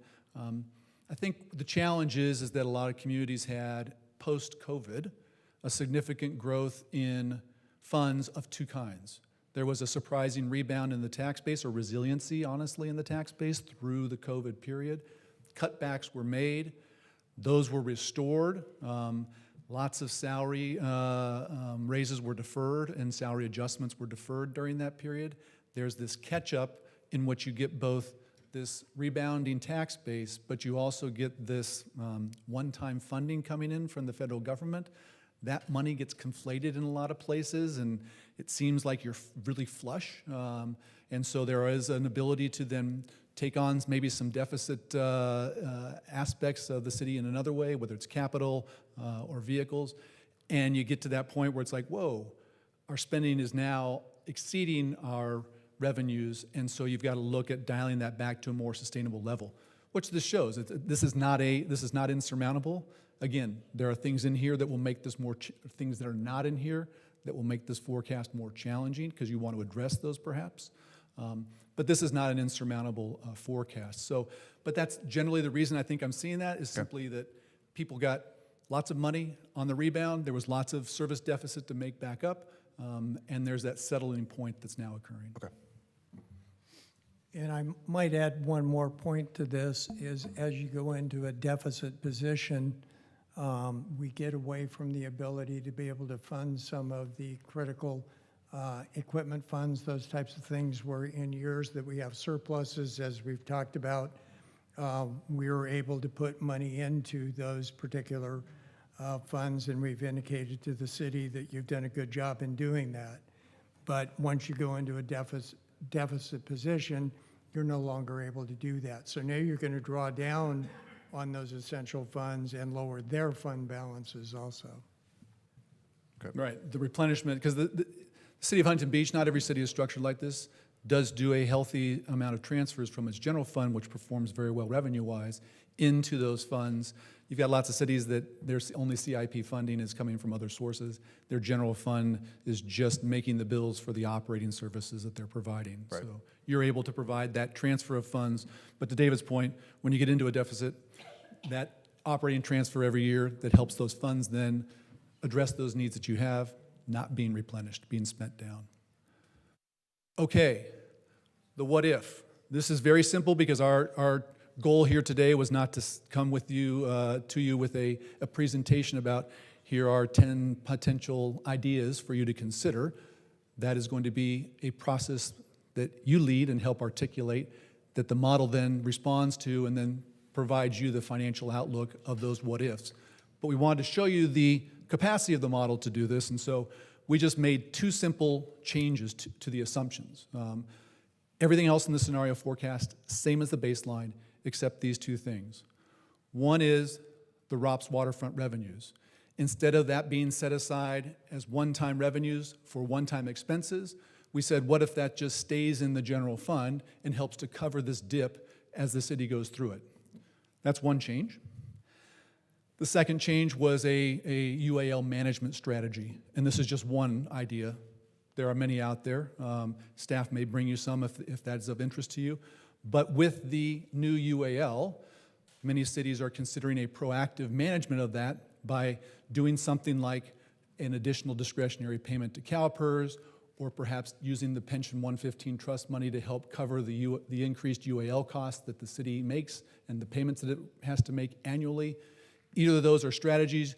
Leave the money invested in the 115 trust, try to out-earn CalPERS, use that to offset your increased UAL payments, or take the money, make some upfront payments to CalPERS, and leverage, or essentially you're doing arbitrage with their discount rate. Right now, if you put in $10 million from your pension trust to CalPERS in the next 2 years, it would save you about $15 million over that period, or a net of 5. When you say save 15 million. Right, it's net 5. You know, that's.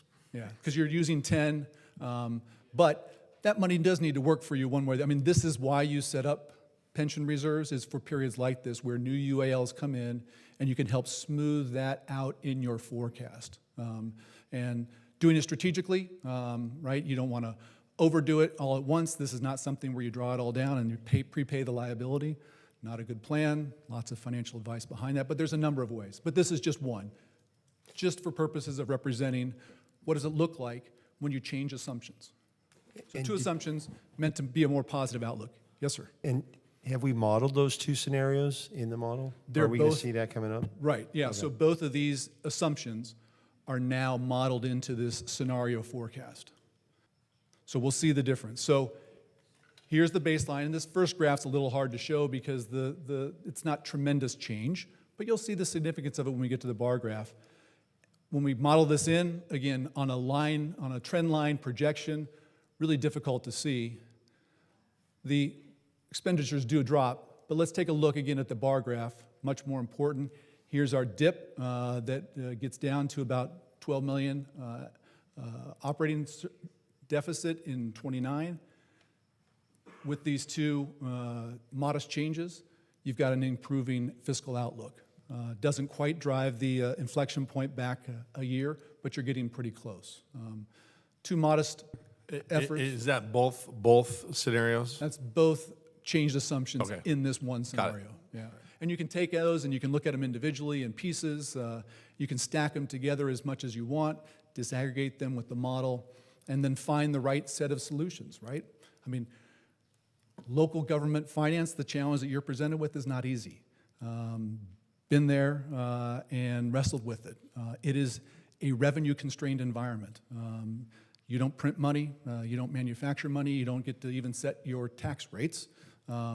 You are given the fiscal revenue structure, and within that, what you spend it on is a series of trade-offs. There are little levers that we can always pull here and there to try to get more of that expanded revenue base, but that is not something that you have the dials perfectly on, so it's tough. So this allows that to then say, well, what if? What community, what shall we trade off? What do we prioritize? And then here's the change to the cumulative amount, right? We got up to almost 50 million, a little over 50 million in the cumulative. We do these two changes, and that cuts that about halfway. So again, it just shows you the power of what happens when you make financial decisions that can help the city's bottom line. Oh, and then here's the fund balance, right? The concern was that, hey, we were dipping into the economic areas, and now we make these changes. You can see the prior baseline forecast there with the dots, and then we're just taking a little bit of dips out of our assigned funds to cover that remaining operating deficit. Just two assumptions. There could be others that go into that. So how did that act in slide 13? 2032 was the bottom of the baseline right there, and the performance, it kind of shifted the curve up. It didn't stay on that nice, well, it's not a nice curve when it's down there in the red, but the performance didn't model the original slide on 13. If you look at the new bottom now is 2029, and 2032, which the deficit was the greatest on slide 13 and slide 19, it's almost the smallest. So you applied the one-time fees. You're saying in the baseline, so here was our baseline forecast, right? That's slide 13? Let's slide 21, same as slide 13, should be the same as slide 13. Okay, so 2032 is the worst. Right? Okay. And then this is how it models with those two assumptions changed. Maybe I'm looking at a different. What's slide 19?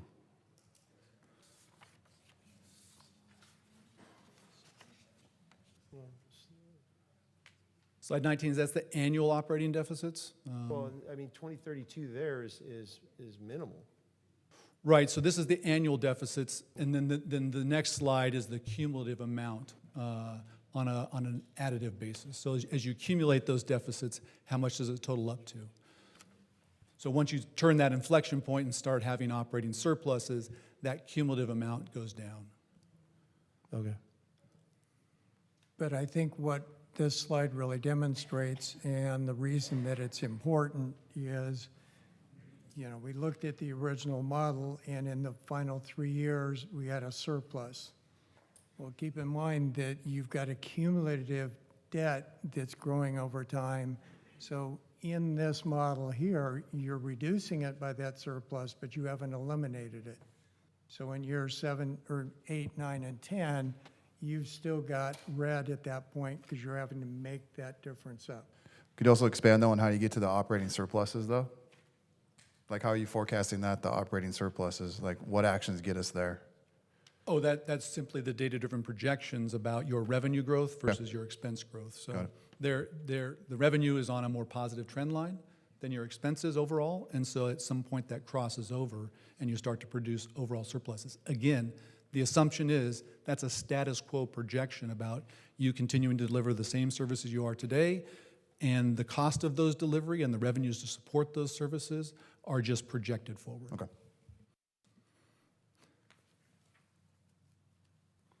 Is there an input on the model where you can just plug in CalPERS and manipulate that return on an annual basis and just see if, like, stroke of good fortune in the next 5 years, it returns 7.5?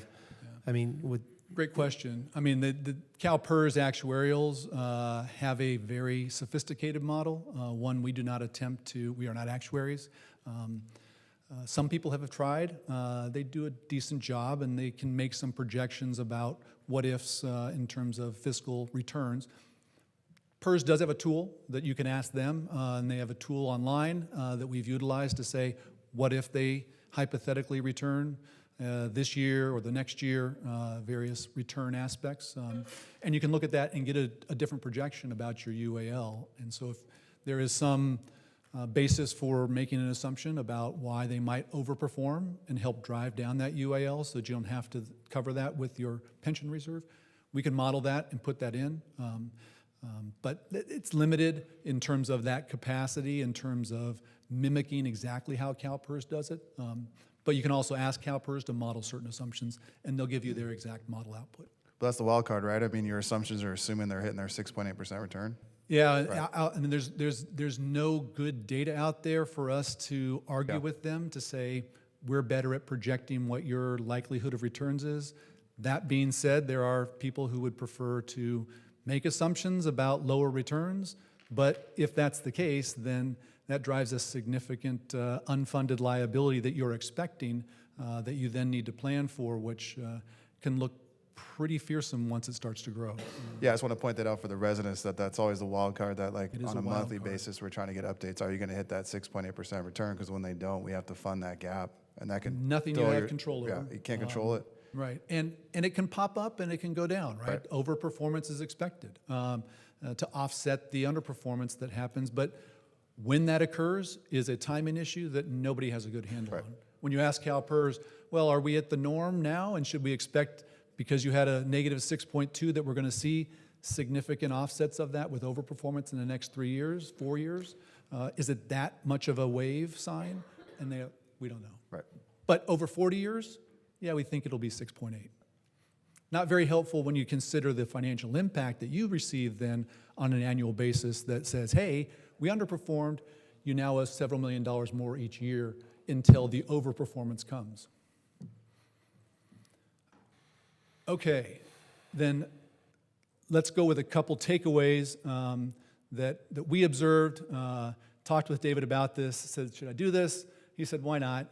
Give him your sense of it. And there's some validation of this, but you may have already seen that as well. Your revenue diversity, this is in green because these are strengths and opportunities for you. Good tax diversity comparatively to other communities. Strong tax base. You still have local unused sales tax capacity should you need to pull on that. As we saw in the baseline drivers, revenues are projected to grow faster than expenses at this point, although not everything you may want to address is in there. But validation of this in your recent rating of your 2021 POBs. They did a rating upgrade of that. Fitch rated your city as in the 72nd percentile for its economic performance. It's a very strong component of the underlying rating. So a good validation of that revenue strength in terms of your tax base. Debt service, low. You've got some expiring debt service that's in that forecast. We didn't hone in on that point. Helps you out in getting to that inflection point in your out years of your forecast. But those are for lease financings, primarily tied to equipment and facilities. So I'm not too confident that those necessarily come out of the forecast. They are now, but you've got some decisions to make overall about capital and equipment needs and how to best approach those. But low current debt, strong point. Fitch puts you in the midterm or mid-range for long-term liability, primarily due to the large POB, but that was a prudent measure on your part. Reserves, overall, very strong. A significant contribution to your AAA rating with Fitch at this point. They're 37% of your baseline expenses. That's a strong reserve ratio to expense ratio. To that point, obviously, when we see that baseline forecast dip into those reserves, at the bottom of that, you were then at about somewhere close to a 20% coverage ratio versus your operating expenses. So something that could affect your ability to maintain a AAA rating should you decide that we don't need to address that and we'll just use our reserves to carry us through. It puts you in a more difficult position should you need to access the markets. So you said if we use our reserves to carry us through, our reserve ratio would dip down to 20%. Yeah, in the baseline forecast. Right, okay. Right? So you cut that in half. The two simple assumption changes we made, your scenarios, you bring that up, it's probably somewhere near 30% with that one. Couple of then challenges and concern areas that we want to identify based on the work we've done to date. The annual operating deficits and fund balance, that's just the flip of your reserve. Addressing those is an important aspect of those near-term to mid-term operating deficits. Looking for that, how do you fill that? How do you cover that? How do you adjust your expenses to deal with that? What are the opportunities? Perhaps the issues of the transfers out that you want to make and have been making to your equipment fund, your capital improvement fund. Are there other opportunities to look to spread those costs? Don't do them as pay-go. Maybe access the markets. You've got good credit rating. That's an opportunity. Some cities like that. Other cities don't. But addressing those operating deficits in the near term is an important challenge. Pension management, we talked about that. Won't dwell on that. But that is an important it's an opportunity as well as a challenge for you. You've got the pension reserve. It's what it's been set up for. Put that money to work for you. Help it improve your fiscal outlook so that you can maintain the city's fiscal strength. And then finally, a last one to circle, it's almost on everybody's, is labor costs. You've done a great job as a city historically with low labor costs. We've been in other communities where that's not been the case. They've had real challenges. So you've maintained that discipline. Maintaining that discipline is perhaps your single greatest pillar of strength and opportunity as you go through and continue, because once you set those increases in an MOU, they never go backwards. They always go up. Yes, cost of living is expensive. It's expensive here in Southern California and especially on the coast, but being disciplined in that and being reasonable and rational with yourself, the community, and your labor groups, you've done it historically, continue to do that, keeps you in a strong financial position. There you have it. Happy to take any questions. It's a lot to digest, I realize. Happy to come back or through David, if you have questions, follow up and make sure that the point of this is to make you feel comfortable that the outputs that you're getting from this model provide you a common ground on which to agree that this is our best look at our fiscal future in a baseline way and what these scenarios might do to change that. It helps in your dialogue with the community. It helps in that prioritization of the trade-offs to say we can't do everything, so what do we prioritize? And here's how we get there then. And it helps with the transparency and accountability on results, which is saying, here's what the community said they wanted, here's our priorities, here's how we modeled those out, and then we go execute. Yes, sir. Tonight, we're going to be taking a look at like tax-exempt bonds to pay down a big $325 million debt for a large project. So I was wondering if we could, as a city, utilize that type of mechanism where perhaps we issue a tax-exempt bond and then take that money from the general fund that normally would be used for like a capital improvement or for some of the equipment and invest it so that the investment is actually outpacing the interest that we'd be paying on that tax-exempt bond. Yeah. Would that work? You can, absolutely. I mean, cities have a limited ability to take their general fund revenues, their unrestricted revenues, and simply invest them and be as dynamic as you might want to be as a private individual in investing. But tax-exempt municipal financing certainly is a way of spreading those costs in terms of who bears the responsibility or who bears the financial burden of particular facilities or equipment, especially. You can do lease revenue financing on those through lease-leaseback agreements where you can access that tax-free municipal market.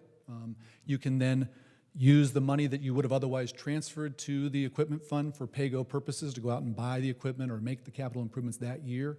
You can put that into a debt service fund and then provide the debt service on that. Helps to spread that tax burden then over the life of the asset that you're financing for all of the taxpayers who benefit from that, whether it's a capital facility or a piece of equipment that has a life to it. Yeah, I was curious if that's feasible, because I imagine if we suppose you did a $100 million tax-exempt bond and you're paying 3% interest, but then you take that $100 million and you invest it You and can't collect take the 4%. tax proceeds and invest it. That's an No, not those proceeds. You use those proceeds to pay for equipment, capital improvement. And then you can take the money that And you then would have you take otherwise from your general fund and invest it and collect 4%. Then you're making 1% on that $100 million. Then you are certainly theoretically able to invest the city's funds that you would have otherwise put there in accordance with the city's investment policies. Don't know what those provide for. Your treasurer and investment committee or who you have steward those funds can talk about that. But that, I mean, it's done on a short-term basis I've seen in municipalities. Some are more aggressive than others. Although we don't work with them a lot, City of Los Angeles does that aggressively.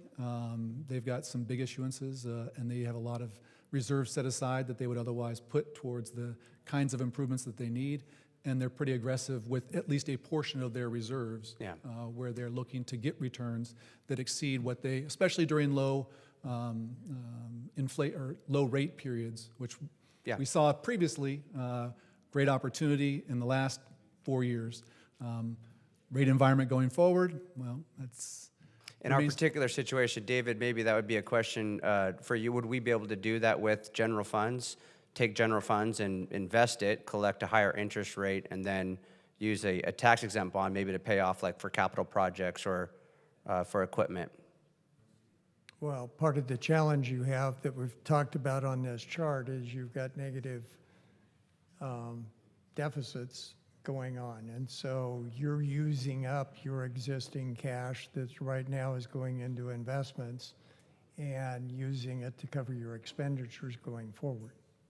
What if we took one-time money, throw it into the general fund to pay off, or no, that one-time money, you could just throw it into an investment where it's collecting that interest rate and then use it to pay off that tax-exempt bond, which would be at a lower interest rate. So you're getting a higher interest rate, you're collecting, say, 4 or 5% on an investment, and you're only having to pay down a 3% on what you're using for the tax-exempt bond. Yeah, so typically when you sell tax-exempt bonds, especially when they're in the general fund, you've got to have a dedicated revenue stream that you can identify to the to the investors that there's a guaranteed revenue stream to be able to pay the principal and interest payment going out for, let's say it's a 30-year bond. So they're not going to be comfortable with saying, hey, there's one-time money sitting here. They're going to want to see an ongoing revenue stream. So to do revenue bonds in the general fund for most cities is very challenging because of our cash flow challenges that we have when it comes to the water fund, the sewer fund, because they're rate driven. There you've got a greater capacity to be able to show a revenue stream because it's built into the rate model to be able to borrow funds to do the infrastructure. Could we possibly go through TEFRA and use like the California Public Finance Authority instead of us actually being the issuer of the bond? Would that work? Again, we would have to look at it based on the general fund cash flow. And at this point, over the next 7 years, you've got negative cash flow. Mm-hmm. You also have AAA ratings, so I mean, a conduit issuer is, you know, it can be beneficial for some things. Lots of times people take access of that or take advantage of that because they don't have the rating and they're looking to utilize somebody else's as a conduit and aggregate that debt together. Yeah. I mean, they're good ideas. It's challenging only because, as David said, you've got to be able to show to the markets that your capacity and your rating of your financial outlook is based upon something that would be net of money that you might otherwise take to get that return on that might be then set aside and locked away in an investment strategy that expects that return over X period of years. That the net of that would be what the rating agency would want to look at in terms of what your credit worthiness might be. Got it. So we have had conversations. Public Works and I were just on a call this last week where we were talking to a firm that was looking at sustainability projects and how you go about financing those. So we're looking at any and every option that we can grab a hold of to address the challenges that the city has. So it's just finding that right tool and in the toolkit that will work for the city of Huntington Beach. By the way, that was my next question. If you're, I'll follow up. Yeah. I was going to ask the director, Chow, Public Works. I seem to remember we were talking to those firms about energy savings, cost savings, and also equipment that comes about with some of that infrastructure needs. Where are we on that process, and what have we projected any of those possible savings on energy bills in the forecast? The ESCOs are currently in progress right now. So there's no assessment for us to evaluate or put a cost to or how much we need a bond or borrow or finance. But those efficiency discussions are going on, Yes. and my understanding, talking to some of those folks, that they bring in energy cost savings to the city, as well as equipment, right? Yes. That's correct? Okay. Yes, and financing. Right.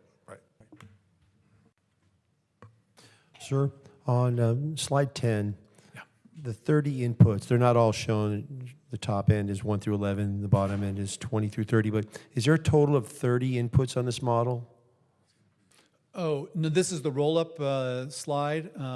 This is just simply the summary sheet that you're looking at in terms of the roll-up of your revenue categories and your expense categories. There are modules behind this that take your entire general ledger and model it based upon the types of revenues and expenses that you have. Those have, can't even tell you how many different expense and revenue categories the cities has, but it's... So every category is an input, though, that can be manipulated? Yes, it can. And, Okay. and you can actually, depending on how closely you want to put your fingers on the dials, as we've shown and talked about with staff, you can dial in that, a set of both in the baseline, we provide opportunities to dial in the trend line that you choose based upon local conditions that may not be considered in the economic data, as we did with the EMS. In the city of Pomona last night, we had intentionally put a conservative trend line to their sales tax because their sales tax data looked a bit noisy from the historic performance. And so that seemed like a local condition that merited that. So you can do that both at the baseline, and then in the scenarios, you can run every revenue and expense category with whatever scenario set of assumptions you want to drive that. Great. So if we see opportunities, we can manipulate the data and see the output. That's the point of the model, absolutely. Thank you. Yep. I don't have questions, but I just want to make a couple comments. Thank you so much. I personally definitely want to meet with you again to kind of dissect this. There's a ton there, obviously. And we want to let the community know like how important we know this is. Unfortunately, we get beat up a lot for not doing the nuts and the bolts of the city, but we do every single day. We focus on the budget every single day. We're an old city. We're 116 years old, and every single city council before us, all their actions have led us to this point. It's just reality. The proverbial can has been kicked down the road, and we've hit the end of the wall. The first 2 years that we were elected, Gracie, Pat, Tony, and myself, we created surpluses. But the challenge is we need to have our reoccurring revenues exceed our reoccurring expenses. And as you guys know, the electorate, through us, decided they don't want to build the revenue side by building high-density housing. Then property taxes are our number one source of revenue. So we need to look at every single opportunity to increase revenue responsibly. And then also, and more importantly, we need to go through every single department to trim expenses, and that's what we've done. That's all the library exercise was, is we've gone through every single department to look for operational efficiencies. But when we got to the library, there's a huge outcry, and it was basically said, you guys can't touch the library department budget. It's like, okay, we're just trying to get ahead of where we are today, as you guys can see. There's a lot of requests from various groups in the city. Central Park Collective, I mean, they want, irrigation master plan. Shipley Center wants, $70,000 for their shore pinch point. All these groups want money, they want capital improvement projects, but how are we gonna pay for them? And the way we pay for them is we look for potential revenue opportunities responsibly. And some of those options are, we look for, like we're doing, more events like the air show, the Darker Waves Festival, even the Symphony of Flowers, right? I mean, nothing's been decided on that yet, but that footprint for that project is 6 acres. That's less than 2% of the 350 acres in Central Park. If we can do that right and responsibly and try it for 1 year, it's worth looking into. Of course, we're gonna go through all the negatives, but we have to look at events like that because we have very limited levers on our city that's 100% built out to increase more revenue. Right? More concerts at the beach, I just touched on. More conventions to fill our hotels. Continue to improve our streamlined HB for our businesses. We increased certificates of occupancy 23% last year. We're currently reviewing all of our city leases. We have 101 city leases, and we're going through each one to ensure there's no leakage, no past rent we haven't collected, and to make sure that we're receiving market rates for our leases. Short-term rentals. So I know we've talked about it. We talked about it last year. There's potentially the $2 million plus a year in revenue for that. We can do a pilot program like we talked about, try it for a year, like maybe we'll do with the Symphony of Flowers. If it doesn't work, we can not move forward. But these are all examples of revenue opportunities that we need to pursue. And then expenses, most importantly, that exceeds our revenue. So like I touched on, every single department go through operational efficiencies. And then more importantly, we got to categorize our services. So what services are a luxury? What are services that are nice to have? And what are services that are critical? A luxury item is our Be Well program. So we've learned through this process that Be Well costs $1.5 million a year to assist our police force. The Navigation Center costs $2 million a year to operate. That's $3.5 million. Our projected budget deficit for next year is 8.8. If we can solve that piece, we slash our future budget deficit by over 40%. We've also learned, Pat, Gracie, and myself met with our supervisor, Janet Nguyen, last Friday, and asked her because the county, the homeless is under the purview of the county. So we said, can the county help us out with their homeless program? She said, well, funny you say that because cities like Garden Grove, Buena Park, Placentia, and Laguna Beach reached out to the county years ago and asked us to fund their operations of their navigation centers, which we did, but Huntington Beach never did. So I don't know why the previous council never reached out to the county to fund our homeless operation for the navigation center, but we're gonna do it. And then Be Well, if we can't get the county to cover Be Well, that 1.5, I'm sorry, that's a luxury item that our police have, and that is the first to go. So these are just examples that we have to really look at and prioritize, and we did this for the community. This initially was gonna be a study session item, but unfortunately not many people show up for the study session at 4 o'clock, so we pulled it up to the heart of the meeting because we want to have maximum transparency with all the residents involved in this process. We're going to have town halls. We have until June to figure this out, but we understand it's a priority. We're laser focused on it. We're working on a lot of great projects, and we talk about this every single day. Thank you. All right, anybody have anything else on this? All right, thank you, good job. Mr. Mayor. Very informative. So if I just might add one more quick thing, because Casey talked on it, was the town halls. We really want to meet out with the community, and so we have scheduled 2 town hall meetings coming up in February 24th here in City Hall at 5 o'clock, and then on March 12th at the library at 5 o'clock. We're asking for input about the highest priorities. What are the things that the community and the business community wants out there? What are the things that maybe aren't as critical, as important? We want to identify those as we move through. Those will be part of the next steps in this process. And that'll involve the community input, right? That's what the town hall is about. All right, thank you. What was the date of the second one, the second town hall? The first one is February 24th here at City Hall at 5, and March 12th at 5 p.m. at the library.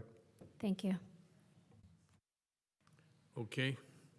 We're going to actually, instead of moving ahead, Madam Clerk, we're going to have to step back just a little bit. Forgot something. Council committee appointment announcements. Gracie and I are appointing Mel Williams to the Harbor Commission. That's it. Now we'll move forward. Mayor, on the disclosures, yeah, I was thinking about this. I forgot to disclose it myself. Butch Twining and Chad attended the Cal Cities Conference last week. Yes.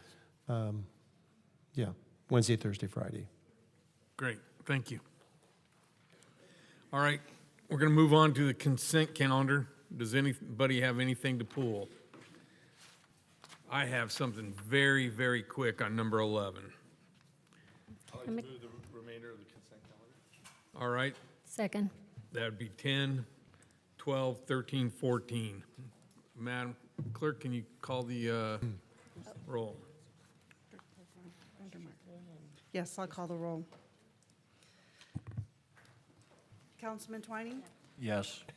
Councilman Kennedy? Yes. Mayor Pro Tem McKeon? Yes. Mayor Pat Burns? Aye. Councilwoman Vandermark? Yes. Councilman Strickland? Aye. Councilman Williams? Yes. The item passes 7-0. All right, Ms. Casanova, on the, just if you can bring up the picture of the kiosk. I forgot to do this before.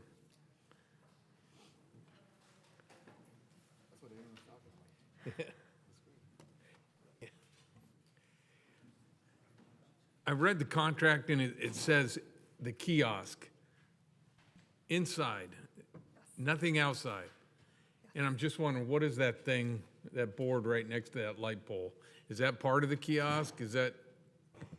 So that is a public service announcement. So they're only allowed to promote public events and no advertising revenue. We've looked into that as a possibility, and I can defer to Jennifer Villasenor in terms of what zoning code would allow. That's just not part of the kiosk, that's It's all? not- yeah. Okay, I was just gonna make sure if it was, we gotta include in the contract. Probably. I think it's a separate signage permit, but it's never been included as part of the Okay, original. that's cool. Is that a touchscreen, like a tablet? Like is it interactive? They've recently upgraded it. I know that they've got some scan codes on it, but I know they've, actually, Nicole's here from VHB. There you go. If you Nicole. would like to invite her up to the podium. So I just want to confirm, we're referring to the digital kiosk, Yeah. that large freestanding piece? Yes. That's actually a portion of the wayfinding program. So it is separate from the kiosk. It is not currently touchscreen. We're actually looking into the cost of replacing it with a touchscreen. Because, yeah, we've talked about before on Main Street, if we can do some upgrades there, is having something like that, like a touch screen that you can access and click on certain, restaurants, see the menus or, signage or whatever. So if you guys are looking at that, that'd be interesting because obviously it's got to be weather resistant next to the ocean. Yes. One of our challenges with this location is whatever touchscreen we put there would either have to fit within the existing enclosure, or we'd have to replace the entire enclosure, which would obviously make it more expensive. Okay. All right, that was all I had. So I'll move the item. Don, do you have anything? I just wanted to ask Ms. Villasenor, so the reason on the screen, they said it's zoned or the planning code wouldn't allow advertising, although it may be minimal. What code would that be that potentially, if it was fruitful, could be changed? What prohibits advertising?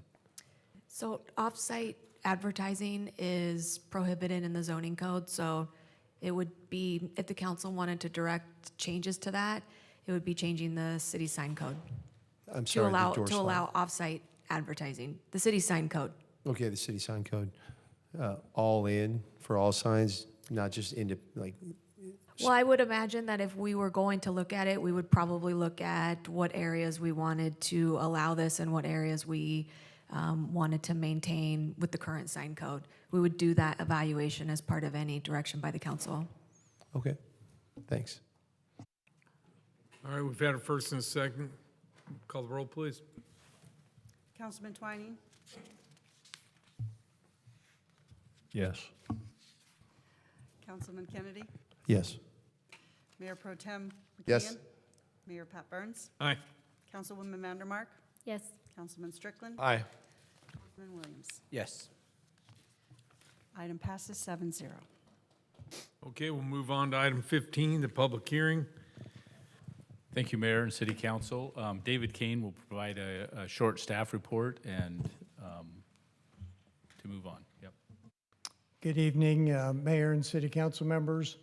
What I did here was put this process into bullet points so that you could follow what the requirements are. This is Marisol LLC, which is seeking financing for their senior living community here in Huntington Beach.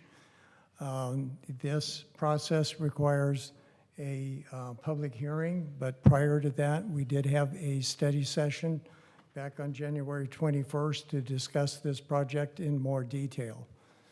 So part of what we're looking at this evening is that the project would look at financing through tax-exempt bonds with a California Public Financing Authority, a CalPFA, and under the IRS code, the city is required to approve that process.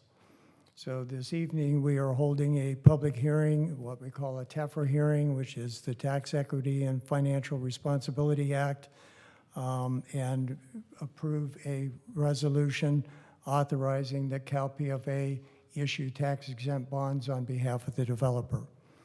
The city will also become an additional member to CalPFA for the bonds to be issued by that authority, which is a state entity. But our membership does not create any type of a liability for the city. And at some future date, after the bonds are issued, we may drop our additional member status with the CalPFA.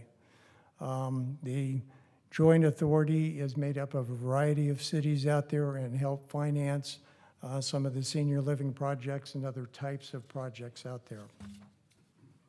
The Internal Revenue Code requires that all legislative bodies hold this public hearing before the Public Financing Authority can consider issuing the bonds. The request is that when CalPFA does it, that it is an amount not to exceed $325 million. The actual bonds that they will issue will be only the amount that the developer needs, and that is much lower than the 325, but it is standard practice to ask for an amount not to exceed. The city will be authorizing the bond issuance on behalf of the applicant.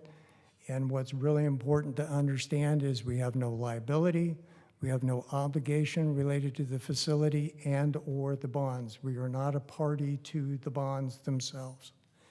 The city has no revenue sharing or expenditure obligations for this project in any way. So by holding this hearing and approving the resolution, we're really supporting the project and the facility in our community. So one of the other things that this project is looking at is the developer is looking at utilizing a 501c3, which is a nonprofit status, which means that they are exempt from all taxes as a nonprofit organization.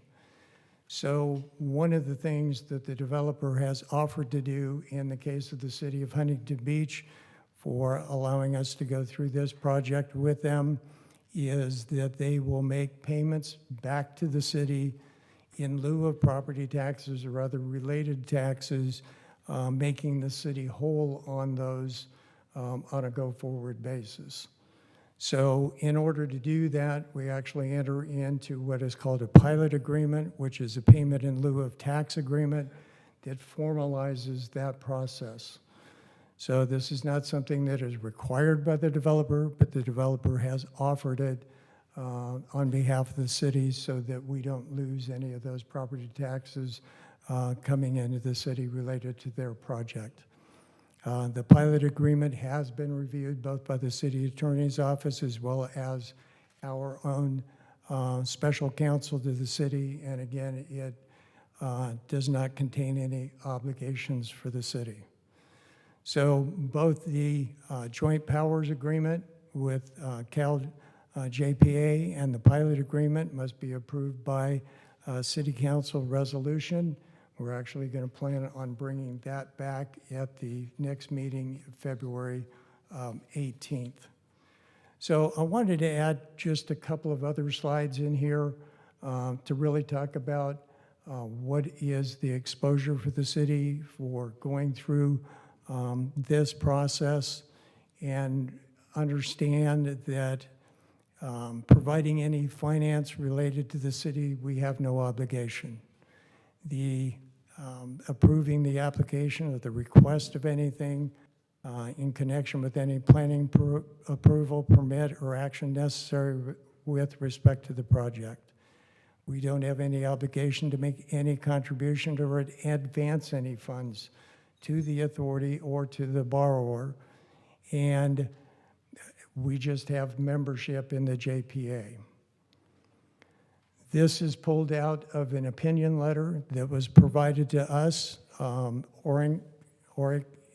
Harrington and Sutcliffe are the attorneys for the Cal JPA, and they had written an opinion letter to let entities that had come into this as additional members to clearly define for them that there is no obligation on the bonds as an additional member, and then also the bonds together with interest and premium, if any, shall not be deemed to constitute a debt of any member, i.e. additional member by the city, or pledge the faith or credit of the city, and there are no obligations related to any of those principal and interest payments. So these are pulled directly out of the opinion letter.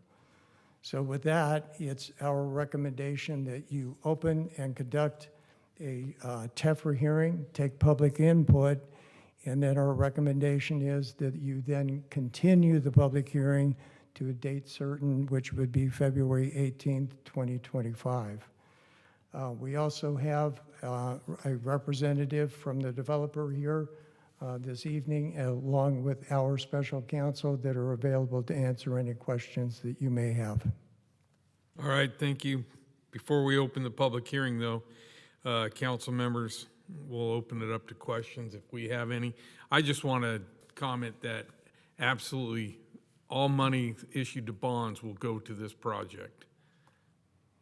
Is that correct? That is correct, yes. So we will even have language in the agreement with the Cal JPA that as an additional member, that we stipulate that any proceeds that they get go directly to this project and only this project. Okay. Anybody have any, Casey? Yeah, just for the developer, I know you're sitting right there. Just, yeah, quick question. And Council members, for full disclosure, if you had ex parte communications with the project advocate, just announce that to the public. Yes, we met. What was that date we met? Do you guys remember? We were all briefed on this, I believe. We were all briefed. Tony? Tony was not. Yeah. But I know. Yeah, we're all briefed individually with the project developer. Except for Tony, I believe. I know the bond ceiling issuance, the amount is $325 million. Can you tell us why that is? Because obviously there's no way this project's going to cost that much to build, right? No, it's expected that the actual bond issuance will be somewhere around $260 million. As David mentioned, I suppose it seems to be customary that when these TEFRAs are approved, that both from bond counsel and the underwriters, that they put on, call it a 20% premium, Okay. or a 20% cushion. Okay. I think it's fair to say that we have no expectation that we'll actually issue that type of amount. Okay. And then, for us, Gracie touched on it before, this is potentially a way for a joint power authority agreement to work correctly where we had no obligation, we don't own the property, it's not like Elon and Breakwater transaction, you guys own it. You underwrote this and got your entitlements in, I think, 2020, 2021. Financing, but yeah, pre-COVID, the interest rates for your financing and your underwriting were different. Now interest rates have exploded. So this is a way where you can develop this as a nonprofit and get lower interest rates so you can develop this property now instead of waiting for the future. So it's not just sitting there as a vacant lot. Then in turn, you guys are drafting a pilot agreement, payment in lieu of taxes, to give us the money as if we were to receive the property taxes, even though you're not obligated to pay it. So that's kind of the scenario for the city. My question for us is, it's very important this income stream of this pilot program, this payment in lieu of taxes, is not interrupted. So I understand you guys have to reapply to the county every year to get your tax exempt status. Let's say 1 year you don't get it, then of course you'd pay property taxes, which would flow to us naturally. Would you guys guarantee the pilot payments to the city though? So in case of a default, no matter what, we have a guarantee from either Mr. Bloom personally or the foundation that you would guarantee the pilot payments to us just to make sure that income stream is not interrupted? No, I don't think that would be agreeable to us. It's always been, our intent to make the city whole and to put the city in the same position that it would be if we didn't have a tax exemption, no better, no worse. There's no other property owner in this city that signs personal guarantees to pay your taxes. They're all based on the property and the projects themselves. Sure. So I think to ask an owner to sign a personal guarantee, we would be the only one in the city. But this is a unique scenario, right? Where, right, it's a nonprofit, and so that's all we're asking is, I mean, I think the risk for you there's is, other nonprofits in this. I just don't see that as something that would you guys consider it? You don't have to answer tonight, but would you guys consider it? I suppose we would consider it, but I would expect the response to be a negative. All right, fair enough. That's all my questions. Thanks. Okay. I don't believe there's any other questions. Oh, sure. Butch. How you doing? Evening. You have no obligation whatsoever as the developer and the builder of this project as a nonprofit to pay Huntington Beach 1 penny, right? You don't have to pay property taxes as a nonprofit. Is that correct? That's correct. When the nonprofit buys the site, and it doesn't own the site yet, but when it buys a site, we could apply for a tax exemption. The reason this came about is that we need to issue tax-exempt bonds. Now, we could have gone, for example, it's my understanding on the Joint Powers Act, we need a local jurisdiction to approve that. We could have gone to the county. We could have gone to the county. And Huntington Beach would have just been... Correct. So we could have gone to the county and then applied for tax exemption and owed no payments to the city. Right. It really was our intent from day one to be a good neighbor, right? We were coming into your community. And I appreciate that. Thank you. I got to jump in, though, and say that's actually not correct, that you would have to go to the geographical jurisdiction to get approval for TEFRA. Yeah. And that's what we are. Yes, We are the geographical jurisdiction. So your council's here tonight. Your geographical jurisdiction could be your city, your county, or your state, actually. So we could have gone to the city, the county, or the state to get this approval. I know that your counsel, your outside counsel from Kutak Rock, who's the bond specialist, is here. I actually asked this question before the meeting to make sure of the answer. We certainly, while it would be unusual to go to the state level, we certainly could have tried to gone to Orange County to get in this approval. And I tried to have a conversation with them as well to let them know that, in the code, CFR, and just for the record, 1.147F-1G, it actually defines what geographical jurisdiction is. It means the area encompassed by the boundaries prescribed by state or local law for a governmental unit. So under that, Huntington Beach as a charter city is defined as a jurisdiction under state law, really from the highest authority, the California Constitution, Article 11, Section 5. And so we're not subordinate to the county in areas of city authority where city authority applies. So our city authority would apply. So just by definition, this doesn't get off the ground without our approval. There's no way to do a runaround and go to the county. I'm not an expert in this field. I can only say that before the meeting, I asked our bond counsel. They would disagree with that. If you want to have that conversation, we can. I'm not really the person to try to dispute what you're saying. I can only tell you what I was informed. Yeah, I probably read it about 20 different times. So the way that you could go around, you wouldn't go around to the county. It's somewhat of a moot point because we never really wanted to, right? We were trying to be good neighbors and not even. I wasn't even gonna bring it, but it was mentioned that you could do the runaround. I just wanted to make the point. No, you can't. Okay, I suppose the more important point is whether we could or couldn't, we thought we could, but we chose not to, right? And so maybe the more important point is we chose not to. We wanted to be a good, member of the community. We understood that tax revenue, especially in light of the conversations you're having about your budget, are very important to you, and we wanted to make the city whole from day one. Yeah, so just to be clear, if the span of the project actually went outside of our jurisdiction, if it crossed over from Huntington Beach maybe into, another city, that is one way that you could go around, but the entire scope of the project is actually within our geographical location, so we would, as the host, we would have to be the ones that are approving solely, just for your knowledge. I could cite the code for that 1.147F-1B, Clause 2. Whether that's accurate or not, I'll take your word for it. All right. Don. I'm just going to be real quick with just that. We got a lot of input from the residents. I just wanted to give a little summary of clarity. So the property, as Casey says, was entitled in 2020. This did conform to the zoning. There was no variances issued. Mayor, real quick. If this is for council comments or feedback, we really should have the public hearing first. Okay.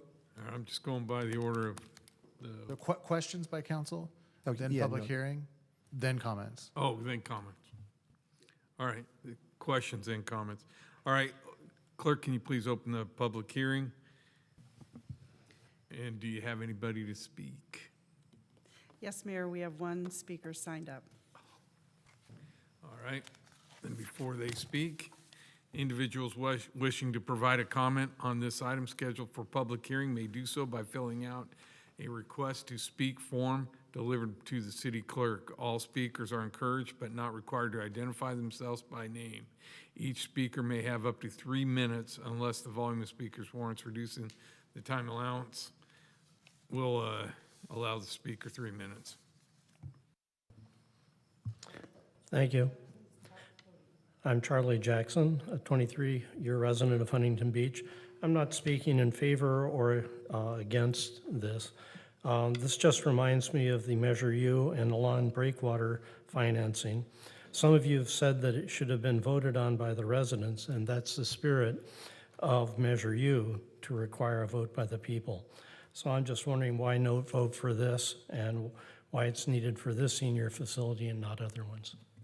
So I'm not speaking in favor or against, I'm just wondering. Thank you. All right. Now, we're going to keep the meeting open. Can we have comments now? Yeah, comments now, no action, and then continue the item. Okay. And we'll open it up for hearing at the next meeting as well, in case there's additional public comments. All right. Don, you want to make your comments? Thank you, Mayor. I just wanted to kind of put the public at rest that, so we are being good stewards. This property is a fit. It fits the original zoning. It was entitled in 2020. There was no variances issued. The parcels were subdivided into tract maps. I believe this project's about 6.5 acres. The density was approved at 226 rooms. It's now down to 214. So that even puts the units per acre at not even quite 35. They've parked it substantially with 234 parking spots. And all the funds in the bond will go directly to the build. And one other thing, people say, well, what's the downside to the pilot program? So the good news is, I'm just going to read you the downside, but the good news is none of them apply. Number one, uncertain or unequal payments. Well, it may be negotiated. This is tied directly to what would be the tax rate, so it would be equivalent all the way along. Number two, long-term revenue loss for local governments. The pilot program may be significantly lower than lower taxes. That's not applicable. This will be 100% equivalent to the tax rate that would have been assessed. Number three, potential for unfair burden or other taxpayers if pilot payments don't cover the cost of public services.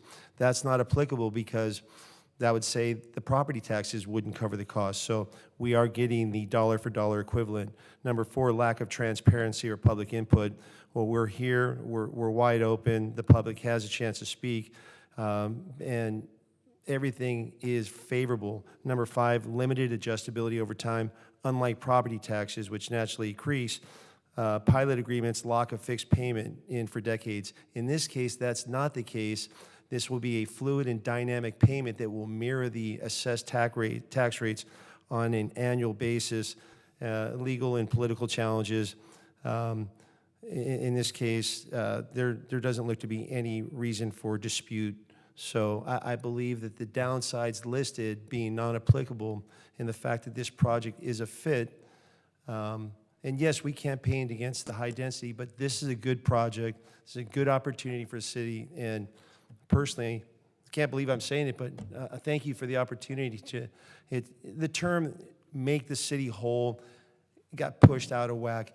You're providing 100% of what the tax rate would have been for us. So in that case, we're whole on the realized tax in a different form of payment. And for that, I'm thankful for that. Mayor, just real quick, to answer the question on Measure U does not apply here because this is not a city-initiated zone change that creates a significant and unavoidable impact to the environment. Okay. We're going to continue this, the public hearing until February 18th. And at that time, we'll open it up again and close it out or continue the public hearing. At this time, I'll make the motion to adjourn. Second. Whoa. Hey, hey, hey. The next regularly scheduled meeting of the Huntington Beach City Council Public Financing Authority is Tuesday, February 18th, 2025 in the Civic Center Council Chambers, 2000 Main Street, Huntington Beach, California.